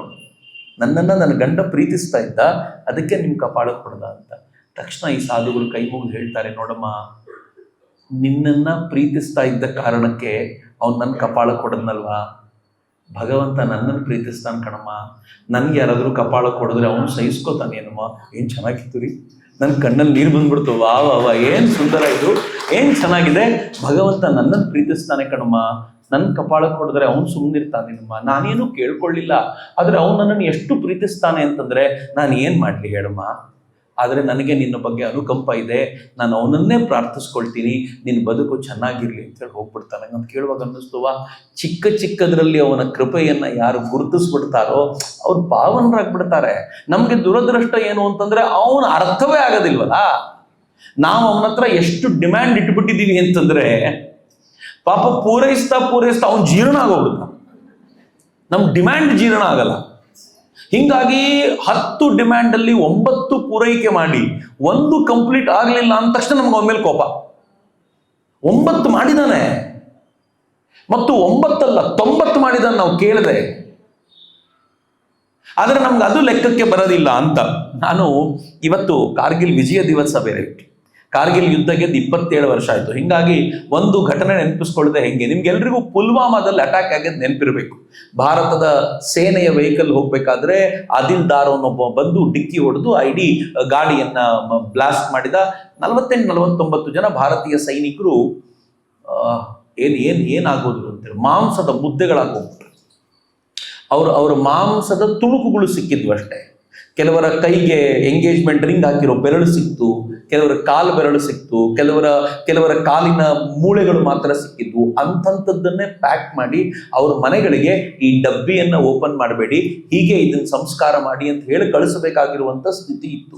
ಅಂಥ ಸ್ಥಿತಿಯಲ್ಲಿ ಅವ್ರ ಮನೆಗಳಿಗೆ ಬಾಡಿ ಹೋಗಿವೆ. ಇನ್ನೂ ಆ ಘಟನೆಯಲ್ಲಿ ಏನು ಒಂದು ವಿಚಿತ್ರ ನಡೆದಿದೆ. ಆ ಘಟನೆ ಆಗೋಕ್ಕಿಂತ ಸ್ವಲ್ಪ ಮುಂಚೆ ಜಮ್ಮುವಿನಿಂದ ಕಾಶ್ಮೀರಕ್ಕೆ ಆ ಗಾಡಿಗಳು ಎಂಟರ್ ಆಗುವಾಗ ಒಂದ್ ಕಡೆ ಗಾಡಿಯನ್ನು ನಿಲ್ಲಿಸಿದ್ದಾರೆ. ಇವರೆಲ್ಲರೂ ತಮ್ಮ ಜಲಬಾಧೆಯನ್ನು ತೀರಿಸ್ಕೋಬೇಕು ಅಂತ ಇವರೆಲ್ಲರೂ ಹೋಗಿದ್ದಾರೆ. ಹೋದವನು ಒಬ್ಬ ಏನ್ ಮಾಡಿದ್ದಾನೆ, ಅವನ ಹೆಸರು ವೆಂಕಟಸ್ವಾಮಿಯ ಹಾಗೇನೋ ಇರಬೇಕು. ಆತ ಏನ್ ಮಾಡಿದ್ದಾನೆ, ತನ್ನ ಗಾಡಿ ಹತ್ತೋದ್ ಬಿಟ್ಟು ಇನ್ನೊಂದು ಗಾಡಿ ಹತ್ಬಿಟ್ಟಿದ್ದಾನೆ. ಅಲ್ಲಿ ಜಾಗ ಇಲ್ಲ, ಅಡ್ಜಸ್ಟ್ ಮಾಡ್ಕೊಂಡು ಕೂತ್ಕೊಂಡಿದ್ದಾನೆ. ಅಯ್ಯೋ ನನ್ನ ಗಾಡಿ ಮಿಸ್ ಆಗ್ಬಿಡ್ತು, ನಾನು ಇದರಲ್ಲೇ ಬರ್ತೀನಿ, ಆಮೇಲೆ ಎಲ್ಲಾದ್ರೂ ನಿಲ್ಲಿಸಿದಾಗ ಹತ್ಕೋತೀನಿ ಅಂತೆಲ್ಲ ಹೇಳಿ ಅಡ್ಜಸ್ಟ್ ಮಾಡ್ಕೊಂಡು ಕೂತಿದ್ದಾನೆ. ಇವನು ಈ ಗಾಡಿ ಹತ್ತಿದ್ದಾನೆ, ಇವನ್ ಮುಂದಿನ ಗಾಡಿ ಬ್ಲಾಸ್ಟ್ ಆಗಿದೆ. ಅವನು ಅನಂತರ ಹೇಳ್ಕೊಳ್ತಾನೆ, ಅದು ಬ್ಲಾಸ್ಟ್ ಆದಾಗ ಒಂದು 15-20 ನಿಮಿಷ ನನ್ನ ಮಾತೇ ಹೊರಡಲಿಲ್ಲ. ನಾನು ಇರ್ಬೇಕಿತ್ತು ಅವ್ರಗಳ ಜೊತೆ, ನಾನು ಇಲ್ಲಿ ಬರೋಂಗಾಗ್ಬಿಡ್ತಲ್ಲ, ನಾನು ಅವ್ರಗಳ ಜೊತೆ ಇರಬೇಕಿತ್ತು ಅಂತ ಅವ್ನು ಹೇಳ್ಕೊಳ್ತಾನೆ. ನಾನು ನನ್ನ ಗೆಳೆಯರನ್ನ ಬಿಟ್ಕೊಂಡು ಉಳ್ಕೊಂಬಿಟ್ಟಂಗೆ ಆಯ್ತಲ್ಲ, ಆದ್ರೆ ನಾನು ಉಳ್ಕೊಂಡಿದ್ದರ ಶಕ್ತಿ ಯಾವುದದು? ಅವನ ಜೀವಮಾನದಲ್ಲಿ ದೇವರನ್ನ ಏನು ಕೇಳಬಾರ್ದು, ನನಗೇನಾದ್ರೂ ಕೊಡು ಅಂತ ಕೇಳಬಾರ್ದು. ಇವನು ಕೇಳ್ದೇನೆ ಕೊಟ್ಟಿದ್ದು ಅಂತ ನಾನು ಅದನ್ನು ಹೇಳ್ತಿರೋದು. ನೀವು ಕೇಳಿ ಕೊಡೋದು ಬೇರೆ, ನಾವು ಕೇಳ್ದೇನೆ ಭಗವಂತ ಹೆಂಗ್ ಕೊಡ್ತಾನೆ ಅಂತಂದ್ರೆ ಅದು ಮುಗಿದೇ ಇರುವಂಥದ್ದು ಅಂತ. ಹೀಗಾಗಿ ನಮಗೂ ಇರಬೇಕಾಗಿರೋ ಒಂದು ಗುಣ, ಅಧ್ಯಾತ್ಮದ ಒಂದು ಶ್ರೇಷ್ಠ ಗುಣ ಏನು ಅಂದ್ರೆ ಅತ್ಯಂತ ಚಿಕ್ಕದರಲ್ಲೂ ಒಂದು ಕೃಪೆಯನ್ನು ಗುರುತಿಸೋದು. ಇವತ್ತು ಬೆಳಗ್ಗೆ ಬರಬೇಕಾದ್ರೆ, ನಾನು ಸಿಂಪಲ್ ಹೇಳೋದು ನಿಮಗೆ, ಬರಬೇಕಾದ್ರೆ ಯಾವತ್ತು ಆಟೋ 5 ನಿಮಿಷ ಲೇಟ್ ಆಗ್ತಿತ್ತು, ಇವತ್ತು 5 ನಿಮಿಷ ಬೇಗ ಸಿಕ್ಬಿಡ್ತು ನನಗೆ. ಅದರ ಲಾಭ ಏನಾಯ್ತು ಅಂತಂದ್ರೆ ಸ್ವಾಮೀಜಿಯ ಭಜನೆಗೆ ಕರೆಕ್ಟ್ ಟೈಮ್ ಬಂದೆ, ಒಂದು ಹಾಡು ಮಿಸ್ ಆಗಲಿಲ್ಲ. ಎಂಥ ಕೃಪೆಯಪ್ಪ ದೇವರದ್ದು, ಏನ್ ಚೆನ್ನಾಗಿದೆ ರೀ. ಇಷ್ಟೇ. ಪ್ರಸಾದಕ್ಕೆ ಲೈನಿಗೆ ನಿಂತಿದ್ದೆ, ನಾನು 8 ಜನ ಇದ್ದಾರಲ್ಲಪ್ಪ ಅನ್ಕೊಂಡಿದ್ದೆ, ಅವರೆಲ್ಲರೂ ಬಂದು ನನ್ನ ಮುಂದಕ್ಕೆ ಬಿಟ್ಬಿಟ್ರು. ಆ ಭಗವಂತ ಏನ್ ಕೃಪೆಯಪ್ಪ, ಇಷ್ಟೇ ರೀ. ನೀವು ಭಗವಂತನ ಕೃಪೆಯನ್ನ ಚಿಕ್ಕದ್ರಲ್ಲಿ ಗುರುತಿಸ್ತಾ ಹೋಗಿ ಏನನ್ಸುತ್ತೆ ಗೊತ್ತಾ, ಭಗವಂತನಿಗೆ ನನ್ನಷ್ಟು ಪ್ರೀತಿ ಯಾರ ಮೇಲೂ ಇಲ್ಲ ಅನ್ಸುತ್ತೆ. ನೀವು ಪ್ರತಿಯೊಂದರಲ್ಲೂ ಭಗವಂತನ ಕೃಪೆ ಇಲ್ಲ ಅನ್ನೋದನ್ನು ಗುರುತಿಸ್ತಾ ಹೋಗಿ. ಅವ್ನು ನನ್ಗೆ ಇದು ಮಾಡ್ಲಿಲ್ಲ, ಅವ್ನು ನನ್ಗೆ ಇದು ಮಾಡ್ಕೊಡ್ಬೋದಿತ್ತು, ಅವ್ನು ನಂಗೆ ಹಂಗೆ ಅಂತ ಅನ್ಕೊಳ್ತಾ ಹೋಗಿ ಭಗವಂತ ನನ್ನ ದ್ವೇಷಿಸ್ತಾನೆ ಅಂತ ಅನ್ಸ್ಲಿಕ್ಕೆ ಶುರುವಾಗುತ್ತೆ. ಭಗವಂತನ ದ್ವೇಷ ತಗೊಂಡು ಬದುಕೋದಾದ್ರೂ ಯಾಕೆ? ಕೃಪೆಯನ್ನ ಸ್ವೀಕಾರ ಮಾಡಬೇಕು ಅಂತಂದ್ರೆ ಅದಕ್ಕೆ ಬೇಕಾಗಿರುವಂತ ಸಿದ್ಧತೆಯನ್ನ ನಾವು ಮಾಡಿಕೊಳ್ಬೇಕು ಅಂತ. ಹಿಂಗಾಗಿ ರಾಮಕೃಷ್ಣರು ಹೇಳ್ತಾರೆ, ಸಾಂಸಾರಿಕನಾದವನೊಬ್ಬ ಭಗವಂತನ ಪಾದಪದ್ಮಗಳಲ್ಲಿ ಮನಸ್ಸನ್ನಿಟ್ಟಿದ್ದೇ ಆದರೆ ಅವನು ನಿಜಕ್ಕೂ ವೀರಪುರುಷ ಅಂತ ರಾಮಕೃಷ್ಣ. ನಿಜಕ್ಕೂ ವೀರಪುರುಷ, ಬೇರೆಯವರಿಗಿಂತಲೂ ಕೂಡ ವೀರಪುರುಷ. ಅವರದಕ್ಕೆ ಹಳ್ಳಿ ಮನುಷ್ಯ ಎಂತೆಂಥ ಎಕ್ಸಾಂಪಲ್ ಕೊಡ್ತಾರೆ ನೋಡಿ.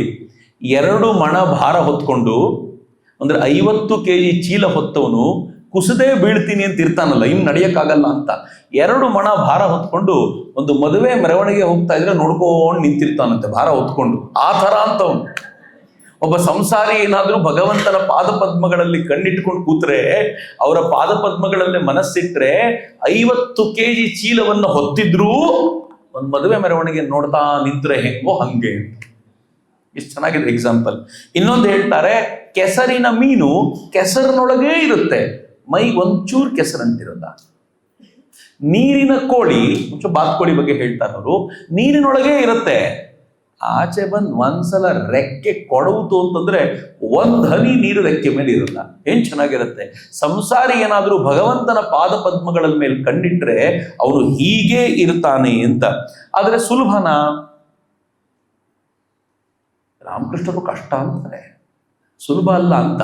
ನಾನಂತೂ ನೋಡ್ತೀನಿ, ನಮ್ಮ ಜೊತೆ ವಾಲಂಟಿಯರ್ಸ್ ಚೆನ್ನಾಗಿರ್ತಾರೆ, ಸಿಕ್ಕಾಪಟ್ಟೆ ಕೆಲಸ ಮಾಡ್ತಿರ್ತಾರೆ, ಕರ್ದಾಗೆಲ್ಲ ಬರ್ತಿರ್ತಾರೆ, ಎವ್ರಿ ವೀಕೆಂಡ್ ಜೊತೆ ಎಲ್ಲ ಇರ್ತಾರೆ. ಮದುವೆ ಆದ ಅಂದ್ರೆ ಆ ಇಡೀ ವಿಭಾಗವೇ ಡಮ್, ಇನ್ನೇನು ಮಾತಾಡೋಂಗೆ ಇಲ್ಲ. ಅವನದು ಏನು ತಪ್ಪಿಲ್ಲ ಪಾಪ, ಆಗ್ತಾನೆ ಮದುವೆ ಆಗಿರ್ತಾನೆ. ನಾನೊಂದು 6 ತಿಂಗಳು ಟೈಮ್ ಕೊಡಬೇಕು, ಹೆಂಡತಿಗೆ ಕೊಡಬೇಕಪ್ಪ. ಅವನು 6 ತಿಂಗಳು ಅನ್ಕೊಂಡ್ರೆ ನಮ್ಮ ಪುಣ್ಯ. 1 ವರ್ಷ ಕೊಡಬೇಕು, ಕೆಲವೊಂದ್ಸಲ 2 ವರ್ಷ ಕೊಡಬೇಕು, ಕೆಲವೊಂದ್ಸಲ ಹೆಂಡತಿ ಸ್ವಲ್ಪ ಗಲಾಟೆ, ಏನ್ ಮಾಡೋದು, ಒಪ್ಕೋಬೇಕು. ನೀವೇನು ಇಲ್ಲ ಅಂತ ಹೇಳಲಿಕ್ಕಾಗತ್ತಾ?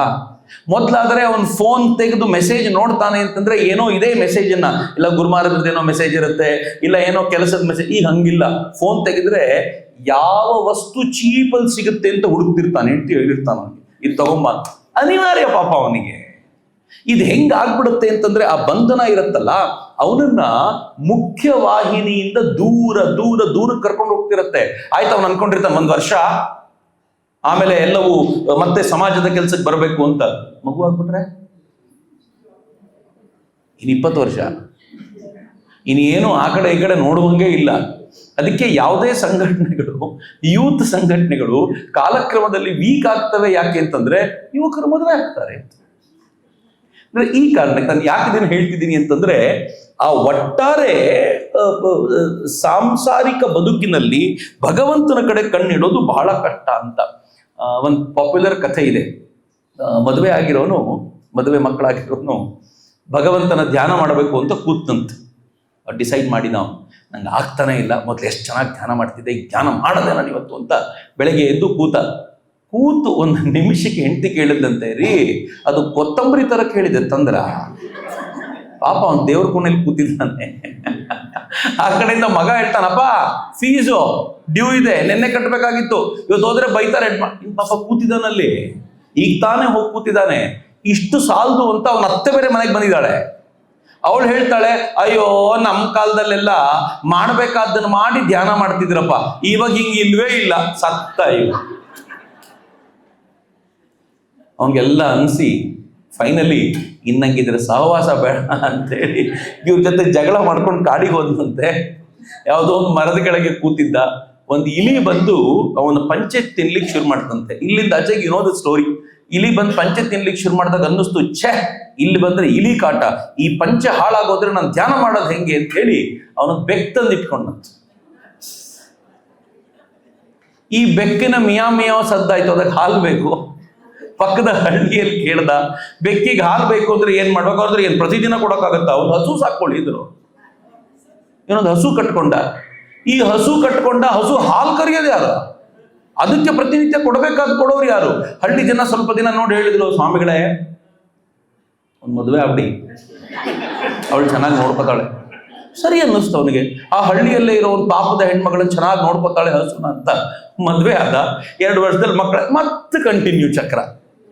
ಸಂಸಾರದಲ್ಲಿದ್ದು ಭಗವಂತನೊಡನೆ ಮನಸ್ಸನ್ನ ಕೊಟ್ಟು ಬದುಕೋತಿದ್ಯಲ್ಲ, ಬಹಳ ಕಷ್ಟ. ರಾಮಕೃಷ್ಣರು ಹೇಳ್ತಾರೆ, ಅದಕ್ಕೆ ಅವ್ರು ಹೇಳ್ತಾರೆ, ಸ್ವಲ್ಪ ಕಾಲ ನಿರ್ಜನದಲ್ಲಿ ಇರುವಂತ ಅಭ್ಯಾಸ ಮಾಡಿ. ಅವ್ರು ಬಹಳ ದೊಡ್ಡ ದೊಡ್ಡ ನಂಬರ್ ಕೊಡ್ತಾರೆ. 1 ವರ್ಷ ಇರಿ ನಿರ್ಜನದಲ್ಲಿ, 6 ತಿಂಗಳಾದ್ರೂ ಇರಿ, 4 ತಿಂಗಳು, 2 ತಿಂಗಳು, ಕೊನೆ ಪಕ್ಷ 1 ತಿಂಗಳಾದ್ರೂ ಹೋಗಿರಪ್ಪ ವರ್ಷದಲ್ಲಿ. ಸೆಪರೇಟ್ ಆಗಿರೋದನ್ನ ಅಭ್ಯಾಸ ಮಾಡಿ ಅಂತ ರಾಮಕೃಷ್ಣರು ಹೇಳ್ತಾರೆ. ಆಮೇಲೆ ಬಹಳ ಚಂದ ಇರುವಂತ ಒಂದು ಮಾತನ್ನ, ಅದನ್ನ ಸರ್ಕಾರಕ್ಕೆ ಹೇಳಬೇಕಾದ್ರೆ ಅವ್ರು ಹೇಳ್ತಾರೆ, ವ್ಯಾಕುಲ ಚಿತ್ತನಾಗಿ ಭಗವಂತನನ್ನ ಪ್ರಾರ್ಥಿಸಬೇಕು. ಎಂಥ ವ್ಯಾಕುಲ ಚಿತ್ತತೆಯಿಂದ ಪ್ರಾರ್ಥಿಸಬೇಕು ಅಂದ್ರೆ, ಅವನಿಗೆ ಪದೇ ಪದೇ ಹೇಳ್ಕೋಬೇಕಂತೆ. ಜೋರಾಗಿ ಹೇಳಿದ್ರೆ ಏಟು ಬೀಳುತ್ತೆ, ಇದು ಮನಸ್ಸಿನಲ್ಲೇ ಹೇಳ್ಕೋಬೇಕು. ಏನು ಹೇಳ್ಕೋಬೇಕು? ಇವ್ರು ಯಾರು ನನ್ನವರಲ್ಲ.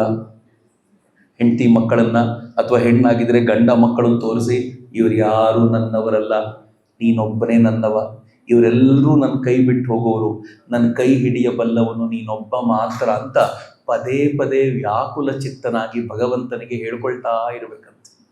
ಪ್ರಾರ್ಥನೆ ಅದೇ.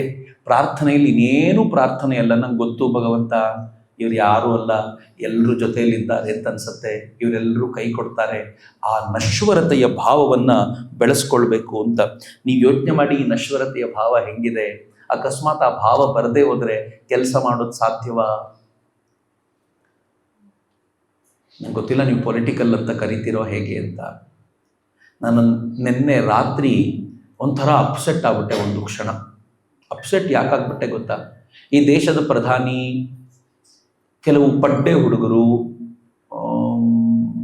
ಕೆಲವು ಆಂಟಿ ನ್ಯಾಷನಲ್ ಎಲಿಮೆಂಟ್ಗಳು ಅವರು ತಮಗೆ ಬೇಕಾದ್ದನ್ನು ಡಿಮ್ಯಾಂಡ್ ಮಾಡಿ ಕೇಳಿಕೊಂಡ್ರು ಅನ್ನೋದನ್ನು ಫೈನಲಿ ಒಪ್ಕೊಳ್ಬೇಕಾದ ಪರಿಸ್ಥಿತಿ ಬಂತು. ಒಪ್ಕೊಳ್ಬೇಕಾದ ಪರಿಸ್ಥಿತಿ ಆಯ್ತು. ಒಪ್ಕೊಂಡ್ರೆ ಬಹಳ ದೊಡ್ಡ 148 ಕೋಟಿ ಜನಸಂಖ್ಯೆ ಇರುವ ರಾಷ್ಟ್ರ, 100 ಜನ ಮಿನಿಸ್ಟ್ರುಗಳಿದ್ದಾರೆ. ಒಬ್ಬ ಮಿನಿಸ್ಟರ್ ಡಿಸೈನ್ ಮಾಡಿದ್ರೆ ಗಂಟೆನೂ ಹೋಗೋದಿಲ್ಲ. ಆದರೆ ಅದಕ್ಕಿಂತಲೂ ಮುಂಚೆ ಅವರು ಪ್ರಧಾನಿಗೆ ಬಳಸಿದ ಒಂದೊಂದು ಪದಗಳು, ವಾಕ್ಯಗಳನ್ನು ಕೇಳುವಾಗ ಛೇ ಛೇ ಛೇ ಛೇ, ಇಷ್ಟೆಲ್ಲ ಒಳಿತು ಮಾಡಿಯೂ ಸಮಾಜದಿಂದ ಹಿಂಗೇನೋ ಬರೋದು, ಇದು ಬಿಟ್ಟರೆ ಇನ್ನೇನೂ ಇಲ್ವಾ ಸಮಾಜಕ್ಕೆ, ಇಷ್ಟು ಕೊಡೋದ? ಈ ಪರಿಯ ಅತ್ಯಂತ ಕೆಟ್ಟದ್ದನ್ನು ಸಮಾಜ ನಿರಂತರವಾಗಿ ಕೊಡ್ತಾ ಇದ್ರೆ ಅದರಿಂದ ತನ್ನನ್ನು ತಾನು ಉಳಿಸಿಕೊಳ್ಳೋದು ಹೆಂಗೊಬ್ಬ ಮನುಷ್ಯ? ಅವನು ನಾನು ಕೆಲಸ ಮಾಡಬೇಕು ಎನ್ನುವಂಥ ಭಾವವನ್ನು ಉಳಿಸಿಕೊಳ್ಳೋದಾದ್ರೂ ಹೆಂಗೆ? ಆಮೇಲೆ ನಂಗೆ ನೆನಪಾಯ್ತು, ಕೃಷ್ಣ ಕಾಳಿಯನ ಮೇಲೆ, ಕಾಳಿಯನನ್ನ ಸೋಲಿಸಿ ಆ ನದಿಯಲ್ಲಿ, ಯಮುನೆಯಲ್ಲಿ ಕಾಳಿಯನ್ನ ತುಳಿದ್ನಲ್ಲ, ಆಗ ಕಾಳಿಯ ಕೊನೆಯಲ್ಲಿ ಶರಣಾಗತನಾಗಿ ತನ್ನಲ್ಲಿರೋ ವಿಷವನ್ನೆಲ್ಲ ಕಾಳಿಯನ ಮುಂದೆ ಕಕ್ಕಿದ್ನಂತೆ. ಯಾರೋ ಕೇಳ್ತಾರೆ, ಏನಪ್ಪ ಕಾಳಿಯ, ಕೊಡೋದು ಕೊಡ್ತಿದ್ಯಾ, ವಿಷ ಕೊಡ್ತಿದ್ಯಲ್ಲ ಅಂದರೆ, ನನ್ನ ಹತ್ರ ಇದು ಬಿಟ್ಟರೆ ಇನ್ನೇನಿದೆ ಕೃಷ್ಣ, ನೀನು ಕೊಟ್ಟಿರೋದಿದೆ ಅಲ್ವಾ, ಅದಕ್ಕೆ ಎಲ್ಲ ನಿನಗೆ ವಾಪಸ್ ಸಮರ್ಪಿಸ್ತಾ ಇದ್ದೀನಿ, ಇನ್ನಾದರೂ ನಾನು ಸರಿ ಹೋಗ್ತೀನಿ ಅನ್ನೋ ಭಾವದಿಂದ ಕಾಳಿಯ ಕೊಟ್ಟಿದ್ದು ವಿಷವನ್ನೇ. ಕೃಷ್ಣ ಏನು ಸುಮ್ಮನಾಗ್ಬಿಟ್ನ ಆ ಮಾತ್ರಕ್ಕೆ, ಕೆಲಸ ಮಾಡ್ತಾನೇ ಉಳ್ಕೊಂಡಲ್ಲ ಅನ್ನುವಂಥ ನನಗೆ ನಾನೇ ಸಮಾಧಾನ ಹೇಳಿಕೊಳ್ಳುವ ಸ್ಥಿತಿ ಬಂತು ಅಂತ ಇಲ್ಲದೆ ಹೋದರೆ ಈ ಜಗತ್ತಿನಲ್ಲಿ ಯಾರೂ ನಂಬಿಕೆಗೆ ಅರ್ಹರಲ್ಲಪ್ಪ. ಇವರನ್ನು ಯಾರು ನಂಬಿ ನಾನು ಕೆಲಸ ಮಾಡ್ತಿಲ್ಲ, ನನಗಿರೋ ನೀನೊಬ್ಬನೇ ಅಂತ ನನಗೆ ಗೊತ್ತಿದೆ ಅಂತ ನಾವು ಪದೇ ಪದೇ ಭಗವಂತನನ್ನು ಪ್ರಾರ್ಥಿಸಿಕೊಳ್ಳದೆ ಹೋದರೆ ನಮಗೆ ಉಳಿಗಾಲವಿಲ್ಲ. ರಾಮಕೃಷ್ಣರು ಹೇಳ್ತಾರೆ. ಅದಕ್ಕೆ ನಾನು ಅಂದ್ಕೊಳ್ಳೋದು, ನಮ್ಮಲ್ಲಿ ಪ್ರತಿಯೊಬ್ಬರು ಒಂದು ನಿಶ್ಚಯ ಮಾಡಬೇಕು ಅಂತ. ಏನು ನಿಶ್ಚಯ ಅಂತಂದರೆ, ಯಾವುದೋ ಒಂದು ಡೇಟನ್ನು ನಮಗೆ ನಾವೇ ಫಿಕ್ಸ್ ಮಾಡ್ಕೋಬೇಕ್ರಿ, ಇನ್ನು ಈ ಕಡೆ ಓಡೋದಿಲ್ಲ, ಈ ಕಡೆ ಓಡ್ತೀನಿ ಅಂತ. 45 ವರ್ಷಕ್ಕೆ ಸಾಕು, ಜಗತ್ತಿನ ನೋಡೋದಿಲ್ಲ ನಾನು, ಇನ್ನು ಈ ಕಡೆ ನೋಡ್ತೀನಿ. ತುಂಬ ಬೇಗ ಅನ್ನಿಸ್ತು ಕೆಲವರಿಗೆ, 45ಕ್ಕೆ ಬಿಟ್ಕೊಡಲ್ಲ, ಇಷ್ಟು ಬೇಗನೆ ಏನಪ್ಪ ಚಕ್ರವರ್ತಿಯವ್ರು ತಲೆ ಕೆಟ್ಟಿದೆ ಅಂತ. ಆಯಿತು, 55 ಸ್ವಲ್ಪ ಪರವಾಗಿಲ್ಲ, ಸರ್ಕಾರನೇ 58 ಅನ್ನತ್ತಪ್ಪ, ನೀನು ಏನಪ್ಪ 55 ಅಂತೀಯ, 60 ಸ್ವಲ್ಪ ಇನ್ನು ಸ್ವಲ್ಪ ಅಂತ, ಕೊನೆಗೆ 70 ಅಂತಂದರೆ ಇನ್ನೇನು ಹೋಗೋದೇನು ಬೇಡ, ಆ ಕಡೆ ನಡೆಯೋಕ್ಕೂ ಆಗಲ್ಲ, ಒಂದು ಕಣ್ಣು ಮಂಜಾಗಿರುತ್ತೆ, ಕಿವಿ ಕೇಳ್ತಿರಲ್ಲ, ಹಲ್ಲುಗಳು ಬಿದ್ದೋಗಿರುತ್ತೆ, ನಡೆದಾಡಕ್ಕಾಗಲ್ಲ, ಮಂಡಿನೋ, ಇನ್ನು ಆ ದಿಕ್ಕಲ್ಲಿ ಹೋಗೋದು ಯಾಕೆ, ಇದೇ ದಿಕ್ಕಲ್ಲಿ ಇಷ್ಟು ದಿನ ಮಾಡಿದ್ದೀರಾ, ಕಂಪ್ಲೀಟ್ ಮಾಡಿಬಿಡಿ ಅಂತ. ನನ್ಗೆ ಯಾವಾಗಲೂ ಅನ್ಸುತ್ತೆ, ಸಮ್ವೇರ್ ವಿ ಶುಡ್ ಸ್ಟಾಪ್.